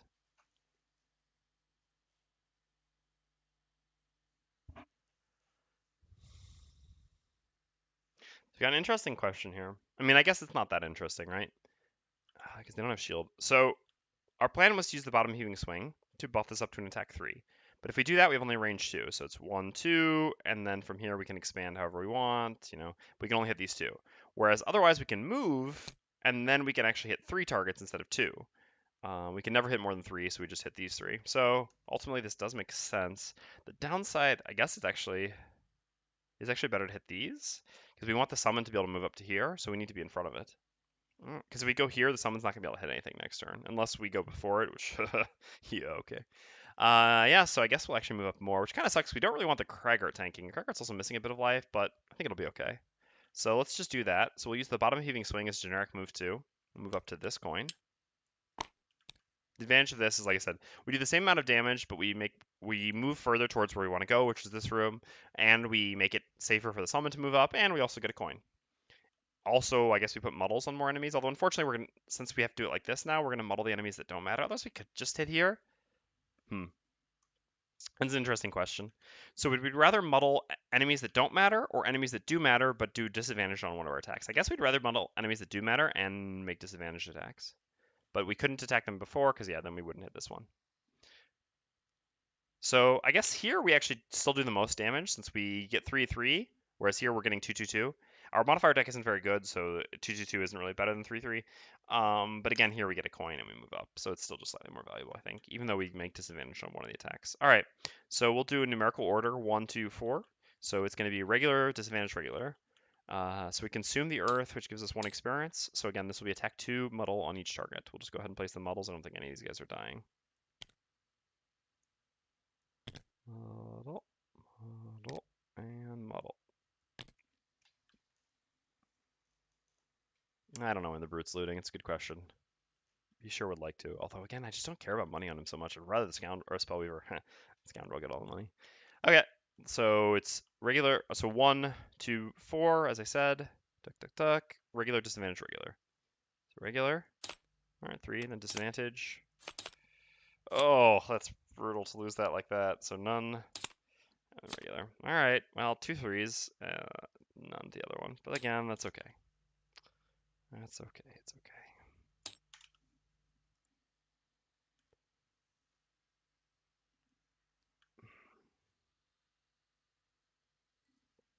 All right, and then we're done. End the round.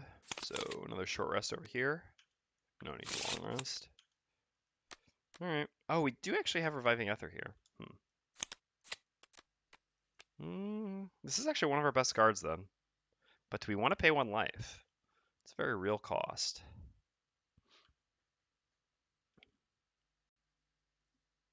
No. I mean, we have elements frequently enough that our other attacks are kind of like attack 3s, although we won't have an element here.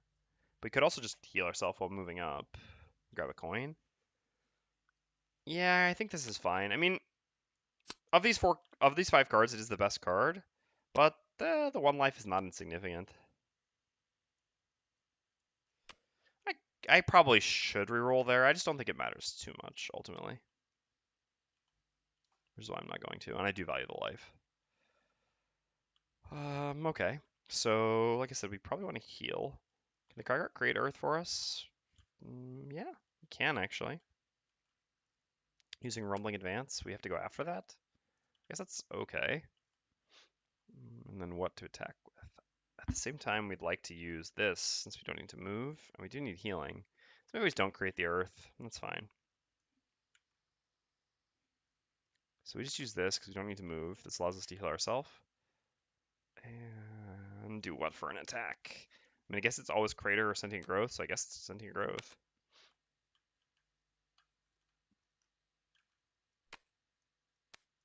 Still just attack 2 on 2 targets. It's pretty good. We get to heal ourselves by not moving. Seems fine. Not exciting, but fine. Heal 2, 2 attack 2s. Yeah, why not? Alright, so where's the Brute at? Needs to go up to there to attack. Don't have Leaping Cleave anymore, unfortunately, so we use that for Wid, which kind of sucks. We can't really skewer conveniently. We do have some move 4s, though. Oof, that money, though. Is it fine to leave all that money behind? I guess the Spellweaver is going to pick up one of them, but not so much of them. Yeah, I think we're safe here. We're fine. Yeah, we're fine. I think it's worth looting. Okay. Obviously, we can go from fine to not fine quite quickly, but all right. So we need to see these probably all these cards afterwards. I guess we loot here. We move on to there. Ooh, I like it. All the money, you say? Why yes. Why yes. Okay. So that all looks good. So what can the Spellweaver do then? So the Brute's going to loot all these and move on to there to grab this as well. Craggeart's going to stay where he is, heal himself, and then make some attacks. The Summon's also going to come up here and attack this guard. So what is the Spellweaver doing? We don't have elements. If we move up to here, we can actually attack one of them.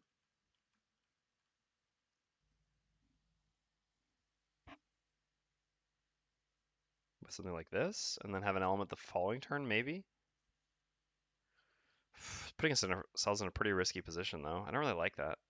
Although, if we go before the Cragheart, who goes at 38, then he can actually heal us when he hits these two. But then, what if they do a ranged attack? I think they didn't reshuffle. No, all right. So they can't do a ranged attack. So worst one of them can hit us. That's fine, actually. That's not a big deal. Because the Cragheart should heal us right after we go. So the Cragheart heals at 38. So if we go at 36, that works actually really well. Yeah, all right. There's actually no way I was sick and missed this scenario. Looks like it would have been a fun one. Yeah, it is a fun one for sure. It's challenging, but that's nice. So basically our plan is going to be to move up to here with the Spellweaver and then make an attack. I guess it's going to be an attack on one of them with disadvantage, which kind of sucks, but so be it. Which is still an attack 3 with disadvantage, which I think is better than an attack 2. I guess maybe we don't use this then. Oh no, because the initiative is really significant. Otherwise, we can always just do an attack 2 worst case scenario. Because we don't actually have any elements and we only have attack 2s otherwise. And the advantage of moving all the way up there is then the following turn we're in a position where we can use the bottom mana bolt as a heal while using the top of something else as an attack.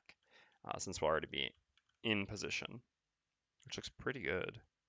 And like I said, the Cragger was only going to hit 2 targets with Sentient Growth, but here we'll actually be able to hit the 2 targets plus heal the Spellweaver, which she also needs. So overall, this works quite well. And again, we're moving towards the door, which also matters to us. All right, let's give it a try. Standard stuff. -1 attack is also nice to see, so this is fine. Okay, so first up are the guards, actually. Well, that does ruin it a little bit, because actually they're going to come up to that spot. Well, so be it. We could have beat this by going earlier, but I didn't want to take too much of a risk, because if we went too early and we moved up here and then both the guards attacked us, we would actually end up losing a card, so it wasn't really worth taking that. Yeah, this is fine. It doesn't give us our amazing turn that we wanted, but it's still not bad. Not that bad, at least. Okay. So anyway, guards go first. +1 movement, right? Yes. So actually, this one goes 1, 3 to here. All right. Yep. And so 1 and 2 will both make disadvantage attacks on the Cragheart. And their attacks are -1, so attack 2 disadvantage each time. Okay, so 2 damage. So 1 damage. That's fine. All right. And then, oh, we forgot to spawn another. I don't want to rewind. I'll just figure out which one it is and recreate it. So it was, oh, but I don't know what its health was. Oh no, I don't think it had been damaged. No. Well, it's gonna have full health now, I suppose. Yeah, I didn't spawn a guard. I need to. Yeah, thanks for catching that. So all these are gone. Yeah, the model's definitely doing work there. This one's the one should be here. I guess I can figure out. It 3 damage. Ah, thank you very much, Bulber. I appreciate you catching that. All right, so I need to grab out here. I need to find guard number 4. Otherwise, I was gonna have to reverse engineer it, which would have been, oops, much more annoying.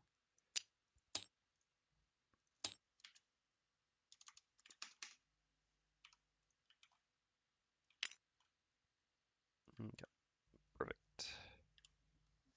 Oops, chat app died. Well, thing went to sleep. Okay, so then these over here are gonna do some moves in the other direction, unfortunately. 1, 2, 3, because this is all blocked off now. 1, 2, 3. Because this is treated like an obstacle. 3, 1, 2, 3. All right. So then it is the brute's turn. Well, I'm glad we're not trying to attack anything.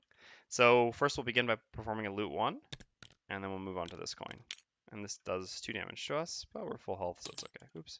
Yeah, if only those healed. Beautiful. God, he's such a loot monger. Look at how much gold he has. He's not even spending it. This guy. This guy. I mean, normally tanky classes care the most about money, but early on, a little bit less. And brute enhancements are pretty meh. All right. So that's all we did. Then we have the Spellweaver, so the summon goes first. Just needs to move up to here, and we'll attack number 1 because lower initiative order. So attack 3 on number 1. There it is.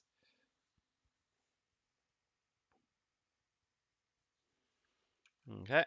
And then we get to go. Do we want to move all the way up there? I'm not so sure about that. Sucks we're using a big move without moving, but I still think this is fine. So I guess we'll just move to there then, using the bottom reviving ether, and we'll use Flame Strike as an attack 3, targeting guard number 1. Okay, so 4 damage. Down 2. Alright, then it is the Craggeart's turn. So we'll start by using Sentient Growth. Unfortunately, Sentient Growth can't heal us, even though we're in this clump. It only affects allies. So, well, we could hit 3 guards. I mean, we do kind of need to hit, to kill more or less all the guards. We still have to kill 9 more enemies. So these 6 guards, I would say, are almost always all going to have to be killed. So I suppose just distributing damage more efficiently is better.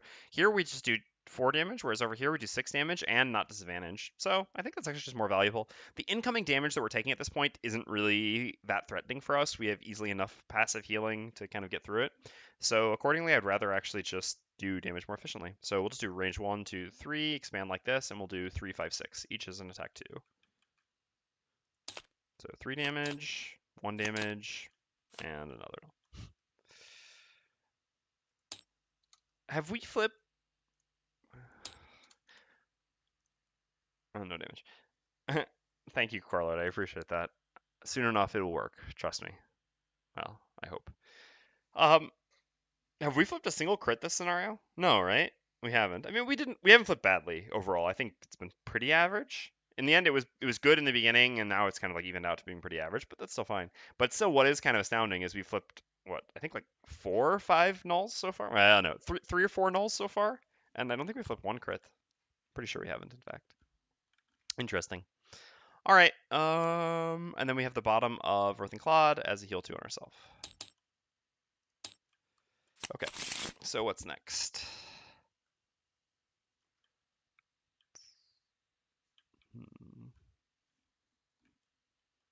Well,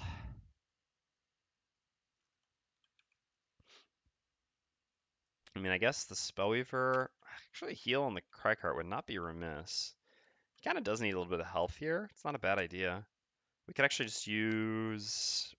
it sucks to leave this because we kind of want to lose this, but we could just use Mana Bolt to attack. I mean, Mana Bolt bottom to heal ourselves and Elemental Aid top to heal the Cragheart. It'd be better if he created Earth first, but that's just not possible. What if we went later into this then?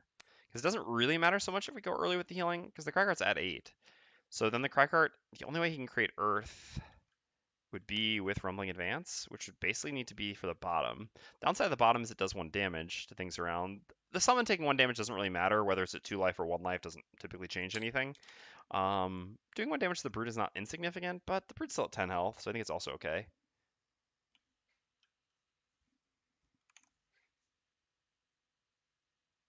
Did you spawn a guard times 2? I did spawn a guard last turn, yes. And now there are no more guards to spawn.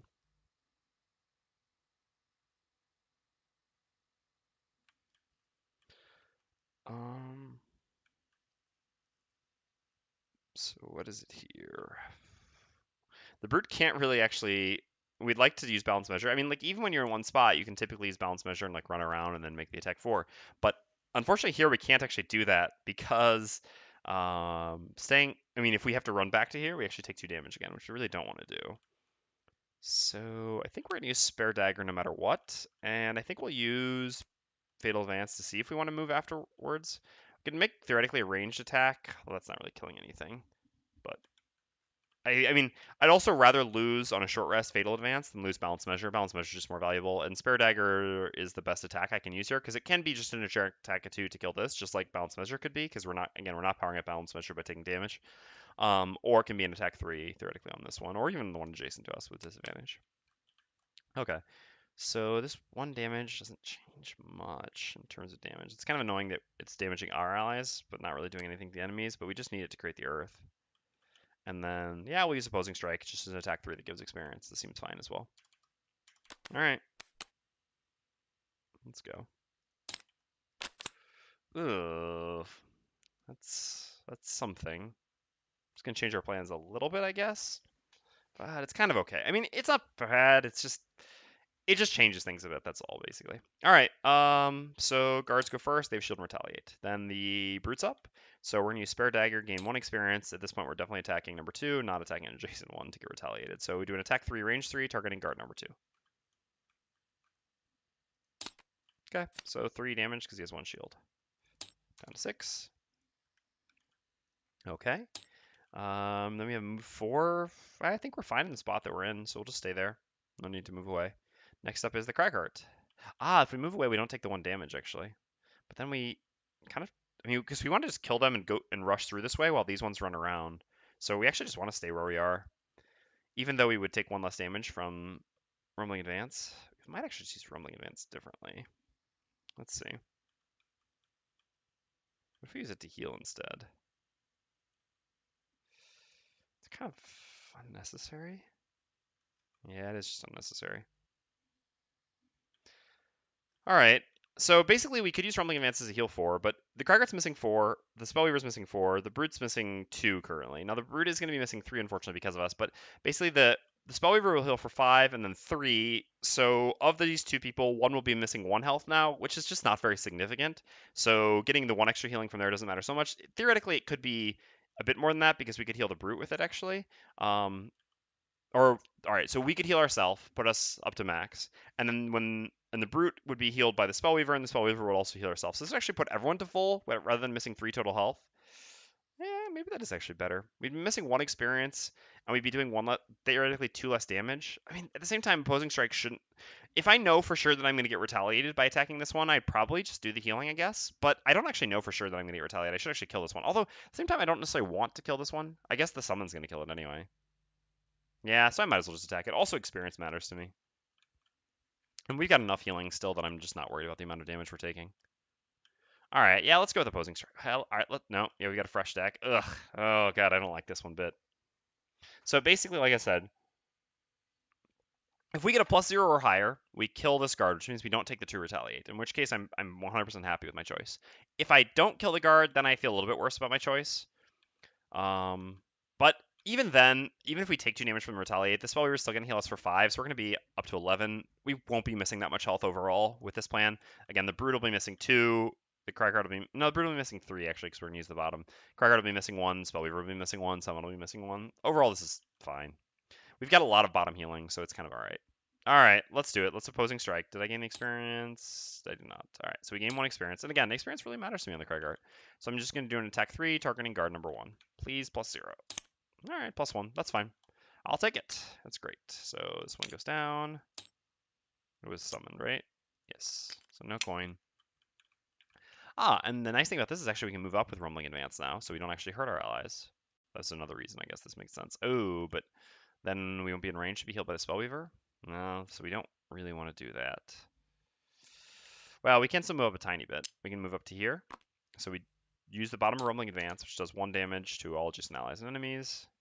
This is why the Cragger does not love having melee allies. So the Brute takes 1, and this enemy takes 1. And it creates an Earth.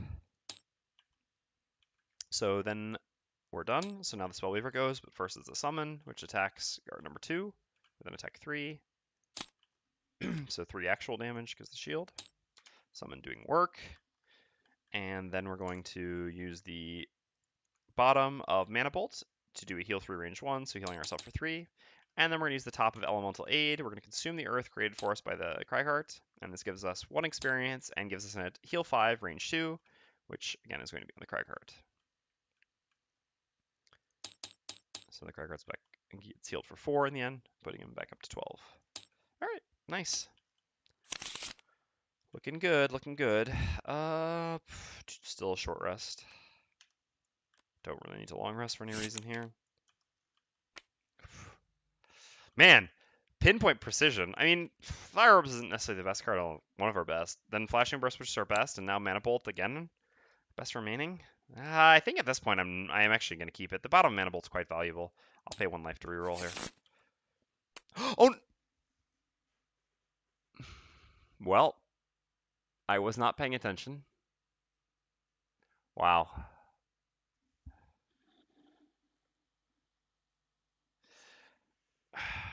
Well, this wasn't the reason to long rest. This is a reason to pay attention. So the reason why, I mean, all right, I'm going to lose this scenario now. Yeah. So the reason why I consider that I can do this is because last time when I did my short rest, I had kept Reviving Ether aside. This allowed me to short rest and actually reroll, whereas normally you can't reroll for the Spellweaver. So I was actually just not paying attention to the fact that I didn't have Reviving Ether in my hand right here, and that it was actually Frost Armor. So accordingly, I just forgot, and I was considering the value of Mana Bolt versus these other kind of crap cards that are left of Flame Strike and Elemental Aid, and again Frost Armor, which was the consideration I had last time when I didn't reroll for Flashing Burst. In the end, of course, so to be clear,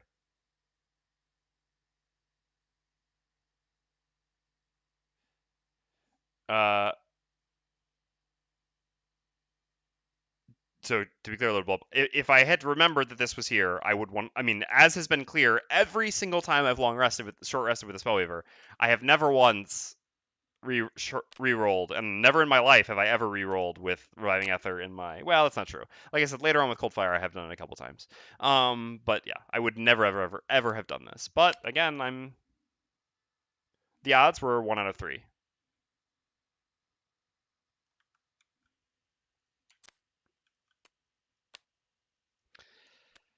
Well, like I said, we are probably going to lose the scenario now, unfortunately. Oh, God. Spellweaver now has 4 turns left. No, we can't take it back. It's my own fault. Again, it's really just because I'm not focused. Like I said, I mean, to be clear, I'm not being results oriented. I have been very clear every single time I've short rested and said that you just can't re-roll with the Spellweaver. Again, I absolutely never would have done this if I had remembered that Reviving Ether was actually in my discard rather than was the 1 card remaining in my hand.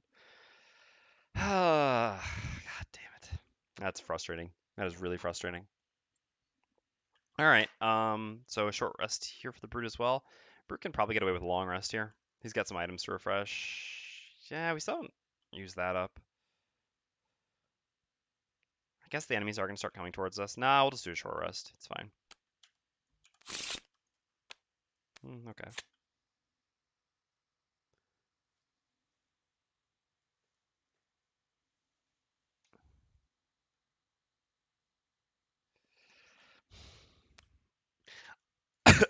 Sorry. So you're absolutely right. Like, all right, don't get me wrong. If let's put it this way. So there are a couple reasons why I'm going to keep it as is. So first of all, to be clear, if I was, I mean, to anyone who would be playing like this,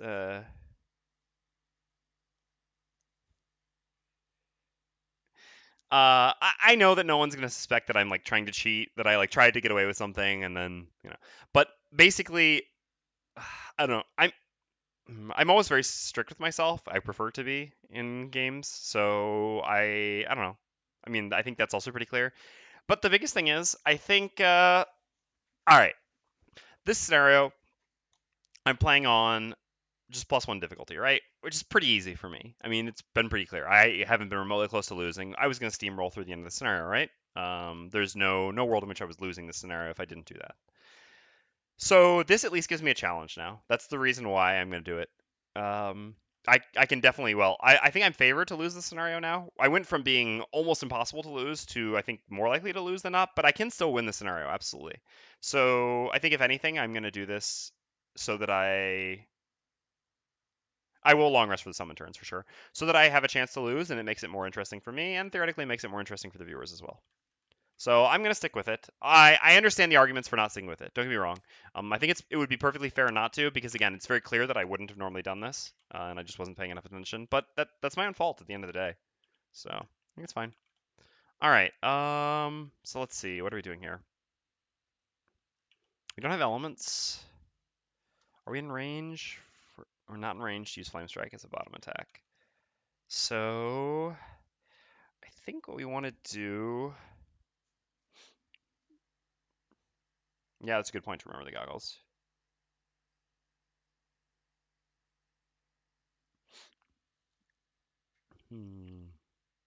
So what is our 2 turns? The shield is interesting. If the brute wants to run forward, we can put the 2 shield on him, which could be very nice. And just use Mana Bolt's top as an attack, and then the following turn we can do like either attack, or probably more likely like move attack, or move attack. So I think this looks good. We want to go very, very early so that we get the shield up before the enemies go. And again, this is fine because our attack, well, I guess actually the summon. No, yeah, so this doesn't work so well. So the summon's actually going to kill this, so then we're not going to have range to attack anything. But again, then what can we do? Can we just do 2 heals? We don't really need, I mean, I guess the heal on the brute plus the heal on ourselves. Heal on ourselves doesn't matter though anymore because we're going to be long resting so frequently. We have no longevity left. So I guess we should move and attack. We just need to always be dealing damage then. So it's not going to be this. What if we move to here and attack there? The worst part about this is we're actually going to fail the Bruce battle goal because of this. He's got 1 check mark. It's twice as many. I mean, it's infinitely more than the Spellweaver has. Yeah.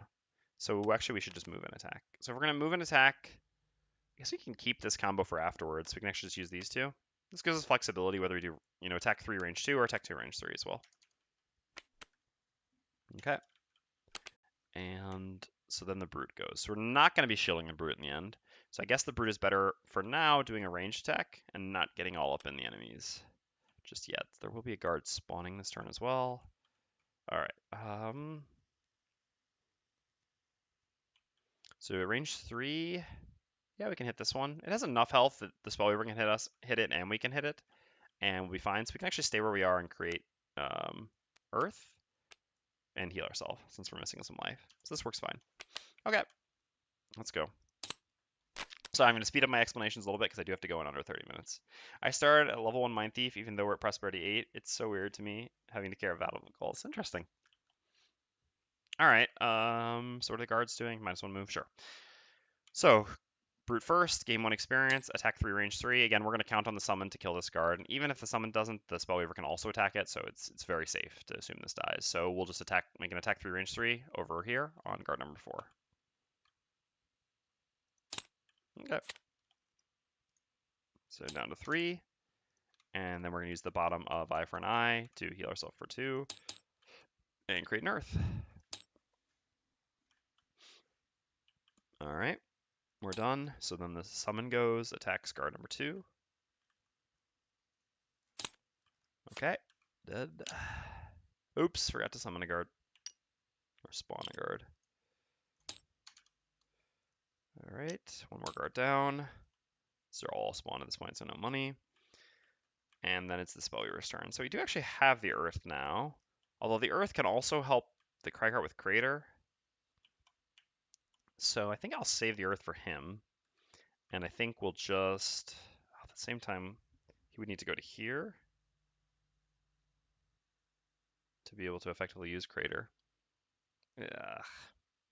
Does he go after the guards? No, he goes before. Well, we're definitely using Crater, so I guess just the Earth matter is the question. But I guess the Earth can be useful for her next turn as well. Crater's so good, but we have to go here. So what if Spellweaver goes to here instead? I guess Crater, actually, it's kind of silly because Crater just kills this one. Oh, but we can do 1, 2, 3. We can push this one through. Yeah, that's valuable then. So what if we go 1, 2, no, we can only do 1, 2. We can just hit this one. Puts it at 1, but I guess that's okay. Yeah, I guess that's all right.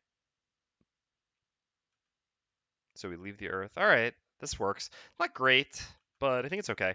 So what we're going to do is move 2 generic to here. The reason we're doing this is because we really need the Cragheart to be able to use Crater to the Cragheart needs to be able to 4, yeah. Cragger needs to be able to go here so that he can use Crater to push this one, to hit this one, and also push it through. Which means we can't use the Earth. So unfortunately, because we only have range, I mean, we need to use our range 3 attack. We're actually going to use an unpowered Frost Armor, which is only going to be an attack 2. But I don't know, maybe we get lucky and get a +1. Even if we don't, it's still fine. We leave this at 1 health. We still do something, and we give the Cragheart the highest amount of damage possible. We're basically dealing 1 less damage on the Spellweaver to do 2 more damage on the Cragheart. And again, if we get a +1, then it actually ends up being perfect too. Now, I'm not really counting on that. Absolutely not. But, ooh, actually. Yeah, all right, never mind. So we're going to just use all these things because then this works out really well. Because then we only need it. So we're going to use our goggles. And because we've already flipped 2 +1s, we're also going to use our power potion. This way, our attack 2 actually turns into an attack 3. We've got no AoEs left anyway, and we're never going to have again because we're never getting cards back. So this actually just makes this an attack 3 with advantage. So hopefully then we should get a +0 and be able to kill this guard, which works out very well. All right, so we'll do just that. All right, whew. Nice time to use items. So this makes our attack an attack 3, which kills this guard, puts us up to 9. And we're done. So then the Cragheart goes and has a generic move 2 on the bottom of Nature's Lift, moving just to here. Again, we need to move to here so that we can actually, well, first we need to be in range, but we also need to have the thorns be further away from us than the guard is so that we can actually push. So then we're going to use Crater. So we gain 1 experience, we consume the earth, and we get an attack 3, range 3, push 2, targeting guard number 6. Ooh, all right. All right.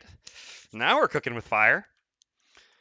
So that is an attack 6 and then 2 damage from the thorns. So this guard is down to 1. And we'll push him like that, I guess. Or like that. Sure. Both are legal pushes. And then the guards go and they have -1 movement. So they just move 1.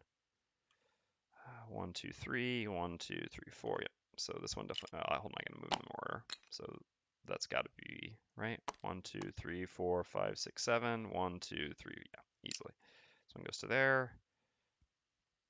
1, 2, 3, 4. 1, 2, 3, 4. This is an interesting question. I don't have a ton of time for this, but would this one go like this? I mean, my normal assumption would be that he would just stay here and not move at all. This is so weird though, right? So he has only 1 movement, but 1, 2, 3, 4, 1, 2, 3, 4. So both equidistant, I guess. 1, 2, 3, 4. No, his focus is the Cragheart because of proximity. Never mind. Yeah, so he goes here. This one goes here, and this one goes here. Sucks that someone's not gonna get to attack anything. Okay. Oh no, I guess the summon can go here and attack that. All right, yeah, that's fine. So these 2 cards, we'll see the initiative order in a second. Short rest for the Cragheart. Basically, at some point, the Brute and Cragheart may end up long resting a bunch, but for now, while the Spellweaver is still alive, we're going to have them short rest as much as possible so that we can be as engaged as possible with the enemies while the Spellweaver is alive to get as much value as possible from her presence. Ooh. Yeah, the enemies are kind of more spread out now. There's not a lot more clumping, so I think it's actually fine to lose sentient growth. Man, our short rests have not been kind. I see you over there in Terrace. I'm like, yeah, this is why you should long rest. But again, right now we just don't have. I mean, we need to be as effective as possible while the Spellweaver is up, which means like protecting her summon and stuff like that in order to get the maximum amount of damage from her. And then later on, we can try to milk the longevity of the Cragheart and Brute. Okay. So what do? Massive Boulder is not bad. Oh yeah, one of these is at 1 health. It is this one, right? Yes, so Massive Boulder on this kills this. That's too good to be true. So we'll need to move. Do we need to go that early? We don't really, right? Because they shouldn't reach us unless they get +1 move or their ranged attack. Which they can get, but again, I think that's fine. So we can just go later. We're definitely using Massive Boulder, that much is for sure. Where are you? Okay. And what is the Brute doing? So the Brute, I guess, should go over here and help with this one. So the summon plus the Brute can hit it. Yeah, it seems pretty good. So I guess we'll do, yeah, our combo. And we'll go with a slightly earlier initiative to hopefully protect the summon. Then the shielding doesn't matter so much from Elemental Aid, but it's still okay. Worst case scenario. All right. Spawn. Yeah, I will when the round starts. Thank you very much. Thanks for reminding. So basically, by going early, the bottom of Elemental 8 becomes more useful. We have the possibility of actually using it on someone that matters. And the downside is that because the brute's going at 40, the guard may actually, like, our summon's going to go here and the guard may attack our summon. But actually, the summon didn't end up taking 1 damage from Rumbling Advance because he went here. And if we put shield 2 on the summon, the guard's attack for 3, technically the summon shouldn't die. So it just gives us more flexibility to do better things. Best case scenario. We can, shield one of them in case these are going to get range attack or +1, etc. Okay, so the Cragger can go a little bit later. Don't necessarily want to go. I guess actually we kind of do want to just go as late as possible. Dirt Tornado can be good still, so it's better to keep that. So what is a card we just don't really care about? Does anyone need healing? Not really anymore. We do need to use a move. I mean, something we can use to move just in case. I guess let's just use Nature's Lift as a generic move too. We're not using that top pretty much anymore. We're all about damage at this point. All right, let's give it a go. Okay, that's fine. So Spellweaver goes first, so that means the summon actually goes first. So 1, 2 to there, and attack 3 on guard number 5. Okay, 4 damage, not bad. Down to 4. Okay, and then what's next? Gotta have a sip of water. That's what's next. Spellweaver goes, and you decide who to shield. So the guards have -1 movement here. So the only guard which is going to be attacking is this one, which is going to be attacking the brute. Do you have an element? No, we don't.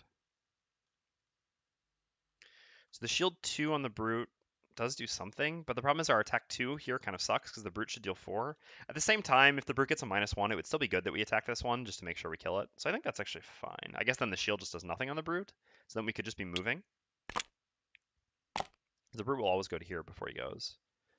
Yeah, because if we do 6 total, the only way is if we get a -2 and a -1, or we get a single miss, and I'm not counting on that at this point. We need to get a little bit more fortunate than that.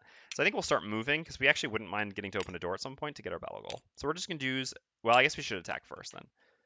I guess in that case, though, shouldn't we just attack a different target to do more damage more effectively? No, because we'd rather make sure we kill this one. At the same time, the brute taking an attack doesn't really matter, does it? Yeah, all right. If we're gonna move, we should just be more efficient. Who cares? Who cares if the brute takes 1 attack? I mean, the brute is at what 11 health, still has hide armor, so perfectly safe. All right, we'll do an attack 2 then, targeting guard number 3, and just count on the brute's attack 4 being enough to kill something at 4 health, which again should happen the majority of the time. So we'll move there using Elemental Aid as generic move 2. The reason why now, so if we stay here, Elemental Aid there does protect the brute in case this guard doesn't die, but then we don't actually have 1, 2, 3, range enough to attack anyone else anyway. So in this case, we have to move. So we'll move to there. We'll make an attack 2 on guard number 3. Okay. I'm happy we attack someone else. So guard number 3 goes down to 3. Oh, we were supposed to spawn the guard. Okay. And then it's the brute's turn. So move 4 on the bottom of Fatal Advance. We don't have boots. 1, 2, 3, 4 to there. Brute gains 1 experience and makes an attack 4 with Balanced Measure, targeting guard number 5.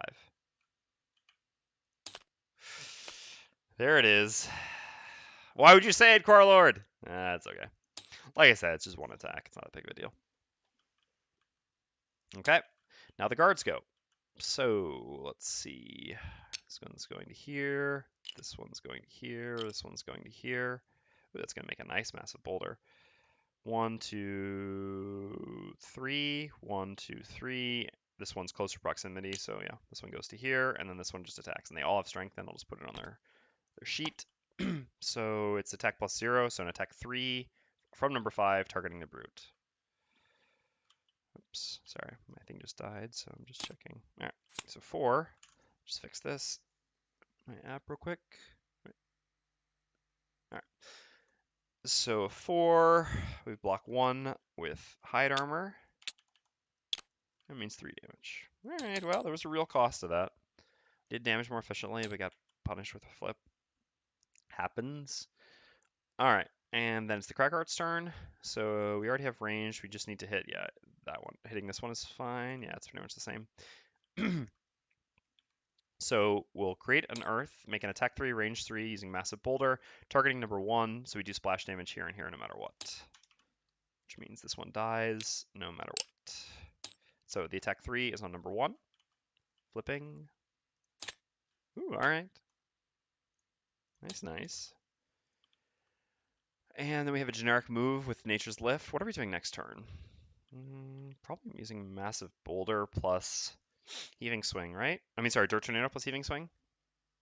Yeah, they just did the Strength on this turn. Yeah, it looks pretty good. So if we move one away, they shouldn't reach us, right? And then we have 1, 2. No, we would have to be able to go to here, unfortunately. But if we go late enough, well, but then if they don't move, it's pretty bad. So we go to here, it's like 1, 2, and then we expand like this. So we muddle the brute, but that's okay. At least this way we don't get attacked. Yeah, I think this is fine. We'll move back 1, like that. Still better to avoid attacks generally if we can. All right. Play these 2 things. We'll go. No, later is bad if they do a ranged attack, right?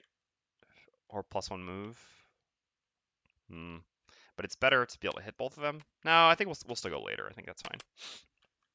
There's only 2 cards which are bad for that. I mean, it's bad if they get the shield, but that's bad no matter what. We can't go before that, except with this, and that defeats the Heaving Swing combo purpose. All right, long rest for the Spellweaver, because we got to long rest as much as possible to get the summon attacks in. And for the brute, what are we doing? I guess we want to kill this as quickly as possible.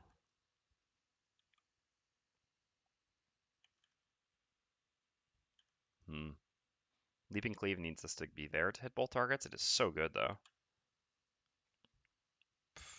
Bad initiative, though. No, better just kill one of them. Even if we Leaping Cleave both of them, then the summon has nothing to attack, and this has only 3 health anyway, so the summon should kill it. Better to kill one of them, only get 1 attack coming our way, and we can just do this using this for initiative. And I guess we should save our bigger move. The initiative doesn't matter so much after that, I think. Yeah, better to save our best attack and bigger move. Well, actually, it's going to be single target over here for a little bit, because even if when one spawns, if one comes over, it'll just be 1, they won't be clumped up. So actually, this can probably be our better attack, because pushing into the thorns, and it gives us better initiative. So yeah, let's actually do like this. All right, reveal. The +1 move. All right, well, first is the brute. So the question is, are we feeling lucky? Should we try to milk 1 experience? I mean, I guess. Let's see what we flipped so far. Yeah, we've already flipped the -2. Yeah. All right.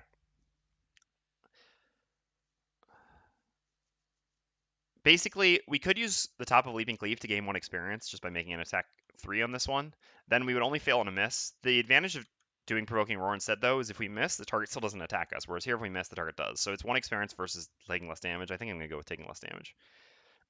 Also, I guess it lets us move a little bit further afterwards. All right, so attack 2, disarm, targeting guard number 5.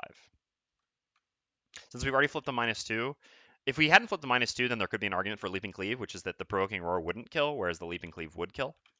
Wait, how much health does he have? Yeah, it's 1 health, yeah. Whereas here, because we've already flipped the -2, Provoking Roar still kills outside of a miss, and a miss, Provoking Roar is better. All right. Well, +2, oh well. So dead. Forgot to spawn, so it can't be that one. Shuffle. Spawn with 9. Okay. I did just put the dead one, right? I did just take this up by 1? Yes? Anyone? I believe I did.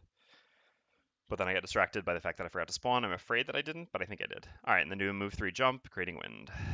1, 2, 3, like this. No, like this.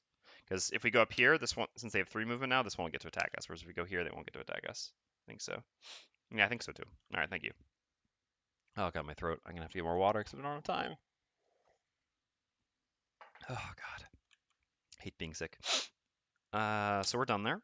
So then next up are the guards. So 1, 2, 3. So then there's no more spaces over here, so it's going to be 1, 2, 3. I guess the spot is here, so 1, 2, 3. This one stays there, and this one goes 1, 2, 3, like that. Should it be at 11 now? Okay, thank you, Isio. I suspected that I might not have. Thank you. Yep, thank you very much, both of you. I'm going to need all the help I can get to make sure I get through this one. Sorry. Okay, so 3 makes an advantage. So it's attack -1, so attack 2, but with advantage, targeting the brute.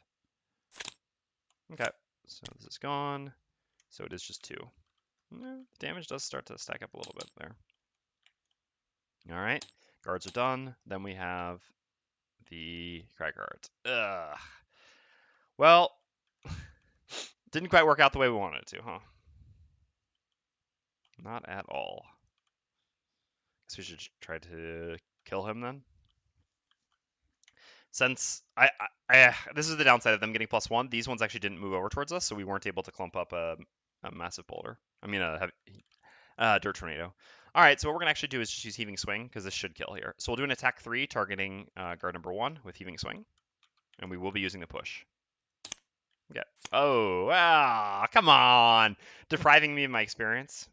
So this actually turns this into a 4, which unfortunately kills this. Why unfortunately? Well, we were going to use the push 2 or push 1 from Heaving Swing to put him into this obstacle, which would have given us 1 experience. But because he died from our actual attack, we don't get the experience. Oh well. Let me do a move through with Dirt Tornado.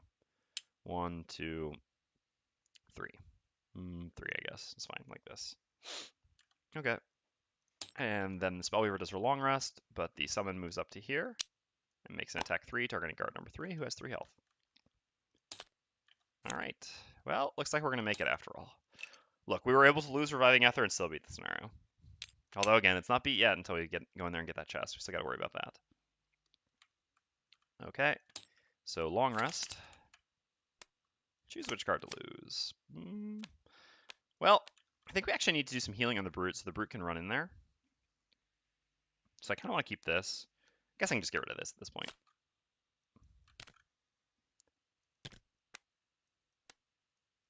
Oh. Who should have had this coin? Oh, no.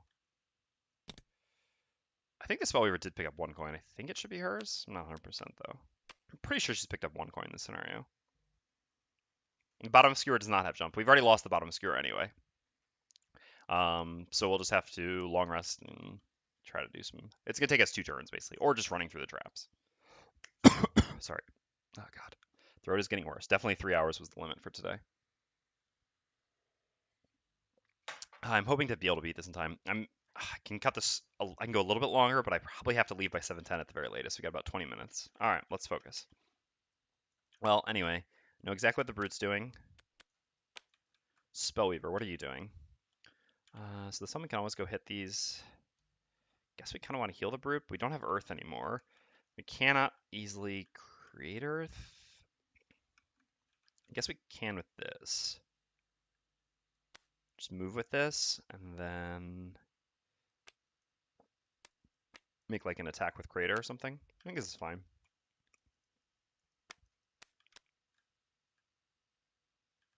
Oh, we should be up to full. Should we heal now or should we attack now? I think we should heal now. Might not get a better chance. So we'll keep this because it's our better card. We'll just do like a move and a heal.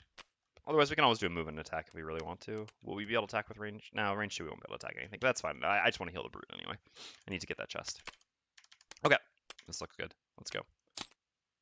Yeah, ranged attacks. So Cragheart's up first. Do a move 2 with Rumbling Advance. I guess we'll go this direction, which creates Earth. And we'll do an attack 3. Aha! We get damage. 1 direct damage to him, actually. And we'll do an attack 3, I guess the lower HP one on number 2.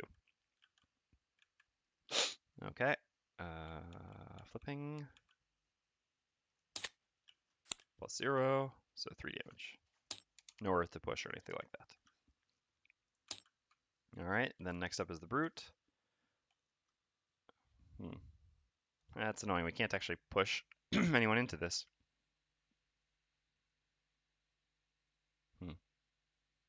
No. No. Alright, well, so be it. Leaping Cleave would have been better in the end. Oh well. Maybe we can kill this. Probably not. We'll just move to here with with the bottom of grab and go, and then we do an attack 3 on number 2. We won't push him because we want him. Oh, but no, we need to go to here because otherwise both of these are going to move back when they do the ranged attack, which means the summon won't get to attack actually, which is bad because they're going to go just before the Spellweaver. Whereas if we go here, then this one will stay where it is, and the summon will be able to attack it because this one will move back. All right, so we'll actually go here. We'll make an attack 3 on card number 6. Maximizing our damage is the most important thing at this point. Ugh. Well, it didn't matter who we were attacking. That's still like 5 to 1 and nulls to crits, right? All right, we're done. Then the guards go. So actually, 2 wouldn't move back. No, it would have, yeah. 2 and 5 are both going to attack the Cragheart, whereas 6 is going to attack the Brute. So each is an attack 3. So 2 attack 3s on the Cragheart. So 4 damage, take it. Oh, geez. Oh, we do have the helmet. Oh, thank God. Yeah, that helmet has been quite valuable on the Craggeart. No regrets. So 3 damage. All right. Well, this is not over. I mean, we can win it. It's just we're rushing up to try to get to the room, which is the thing that's costing us a bit. And then a miss on the room. All right, that's okay. Okay, so then we're done. So then the Spellweaver's turn. Someone moves up to here. Attack 3 on guard number 2. All right, nice. So he's down to 1. Fortunately, we lost our direct damage. And then it's her actual turn. So we're going to do a move 2 with Flame Strike. 1, 2. And we're going to consume that earth. Gain 1 experience. And use the top of Elemental Aid to do a heal 5 range 2, targeting the Brute. Which puts the Brute up to 11.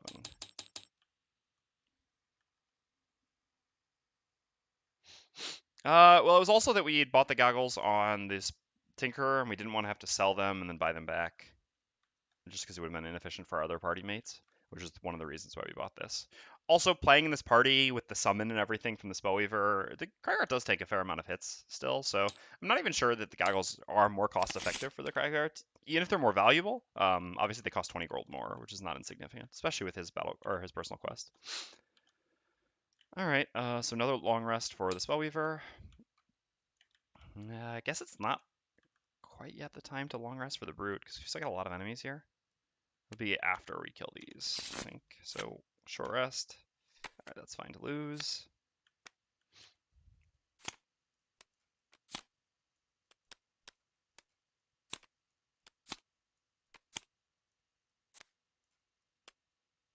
Okay. So what we need to do is go up here and leap and cleave both of these. And we need to go very early before they can go. So it's got to be this for initiative and leap and cleave to hit both of them. It's just way too valuable. We get to kill this one and do a bunch of damage to this one. Yes, it does end when we kill 2 more. So we do need to be careful that after we've killed 1, we start making our way towards that other room. It might actually even be the Cragger who goes and gets it. That would suck because I'd much rather have that item than I'm going to get from there on the Brute. Do you have a ranged attack on top? We do not, right? We don't have Earth anymore because we consumed it last turn. So I guess we have to just move and attack. It'd be a shame because I'd like to heal actually, but looks like this is what we're going to do. All right, let's go. So Brute first. We're going to do a generic move on the bottom of Provoking Roar. Moving up to here. We're going to gain 1 experience and use Leaping Cleave's top to do an attack 3 on both of these targets. So we'll do 2, then 6 in that order. All right, that one's dead. Oh my god. Well, I'm not sure if that's exactly how I would have drawn it up, given the choice, but okay. So, oops, I forgot to spawn 1 as well. Yeah, I may just not get the chest at this point.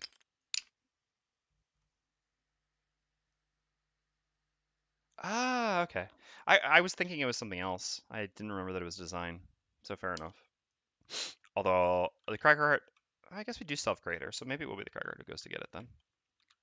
Thank you. Give me a second, I gotta refill my water.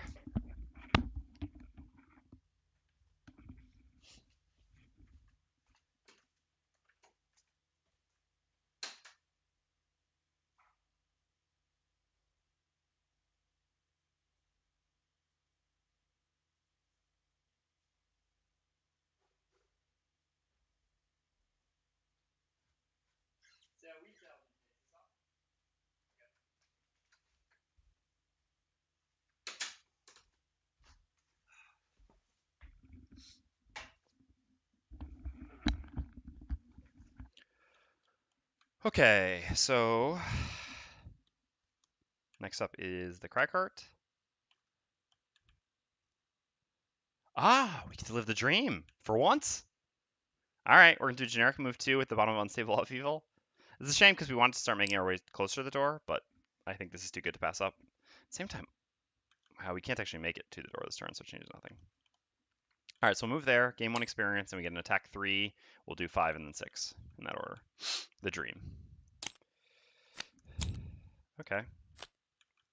So 2 damage here, and 6 damage here. Uh-oh. Well, it looks like we're gonna end the scenario here. Well, that sucks. I guess we won't. I guess we won't. This is gonna be tough. Yeah, if only. Now the guards go. So this one's gonna move to here. And so it's gonna be 2 attacks on the Cragheart there. Oof. Ouch. And then 1 on the Brute. The Brute, yeah, it was lower initiative and was there. So 4 and 5 attack the Cragheart. Alright, 2 damage, take it. And lose a card. By Earth and Clod. And then the 1 on the Brute. The Brute has plot armor, no doubt about it. Alright. Nice. Actually, it's going to attack number 4. Okay, that's fine. I was going to have to get rid of the summon, actually, if it was going to attack 6. But it will actually attack number 4. So we'll have it go there, actually, and attack number 4. Because lower initiative order. Alright, 2 damage.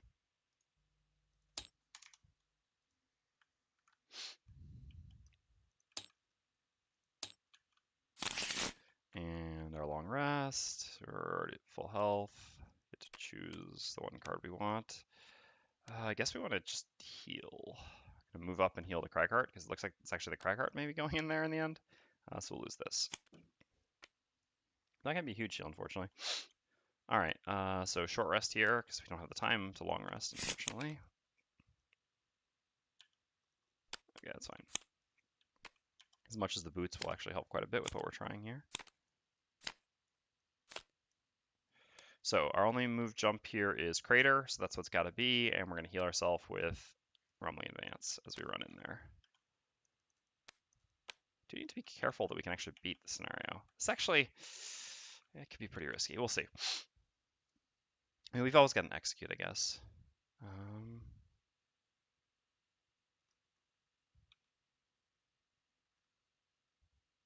Yeah, I mean, I guess we're both just kind of running in. I guess I should save the execute. So bigger move, and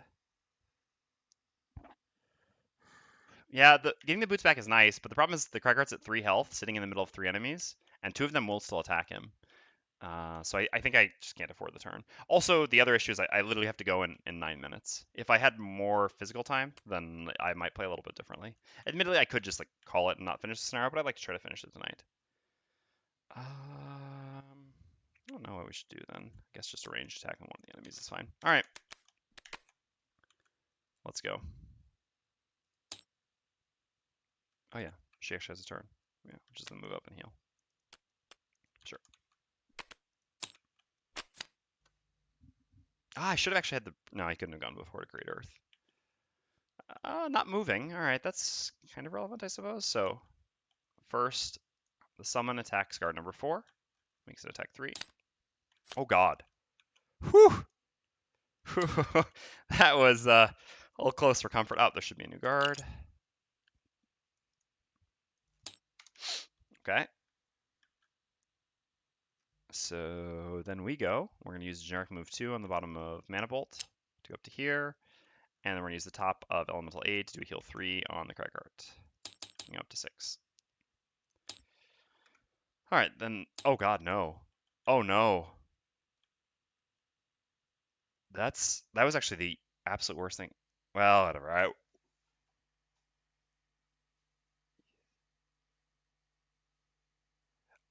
Oh, you're right. He is going to die to Kratos' bottom. Yeah. Well, anyway, it's okay. We're not going to get the chest. We might redo it at some point. The truth is, with these attacks all being poison attacks, the Cragger's going to lose basically all his health here and be poisoned, and we're going to heal ourselves. So it would be too difficult for us to survive the next room to get to the chest, I think, anyway, here. So, yeah, it wasn't really happening. Okay, so the guards go. So it's going to be 4 and 5 attacking the Cragheart, and then 6 attacking the Brute. -1, so 2 damage, take it. And then we have poisons. This is an attack 4, so we lose a card. Sure. Opposing strike, you down. And then on the Brute, +1, so it's a 4. And he's poisoned. Both poisoned.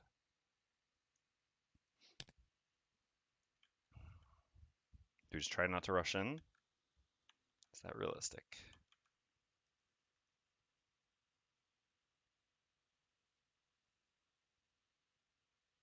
Chest is up here, I believe. So many turns to go get it. Our jump is enough. Not having the boots back is a little bit annoying.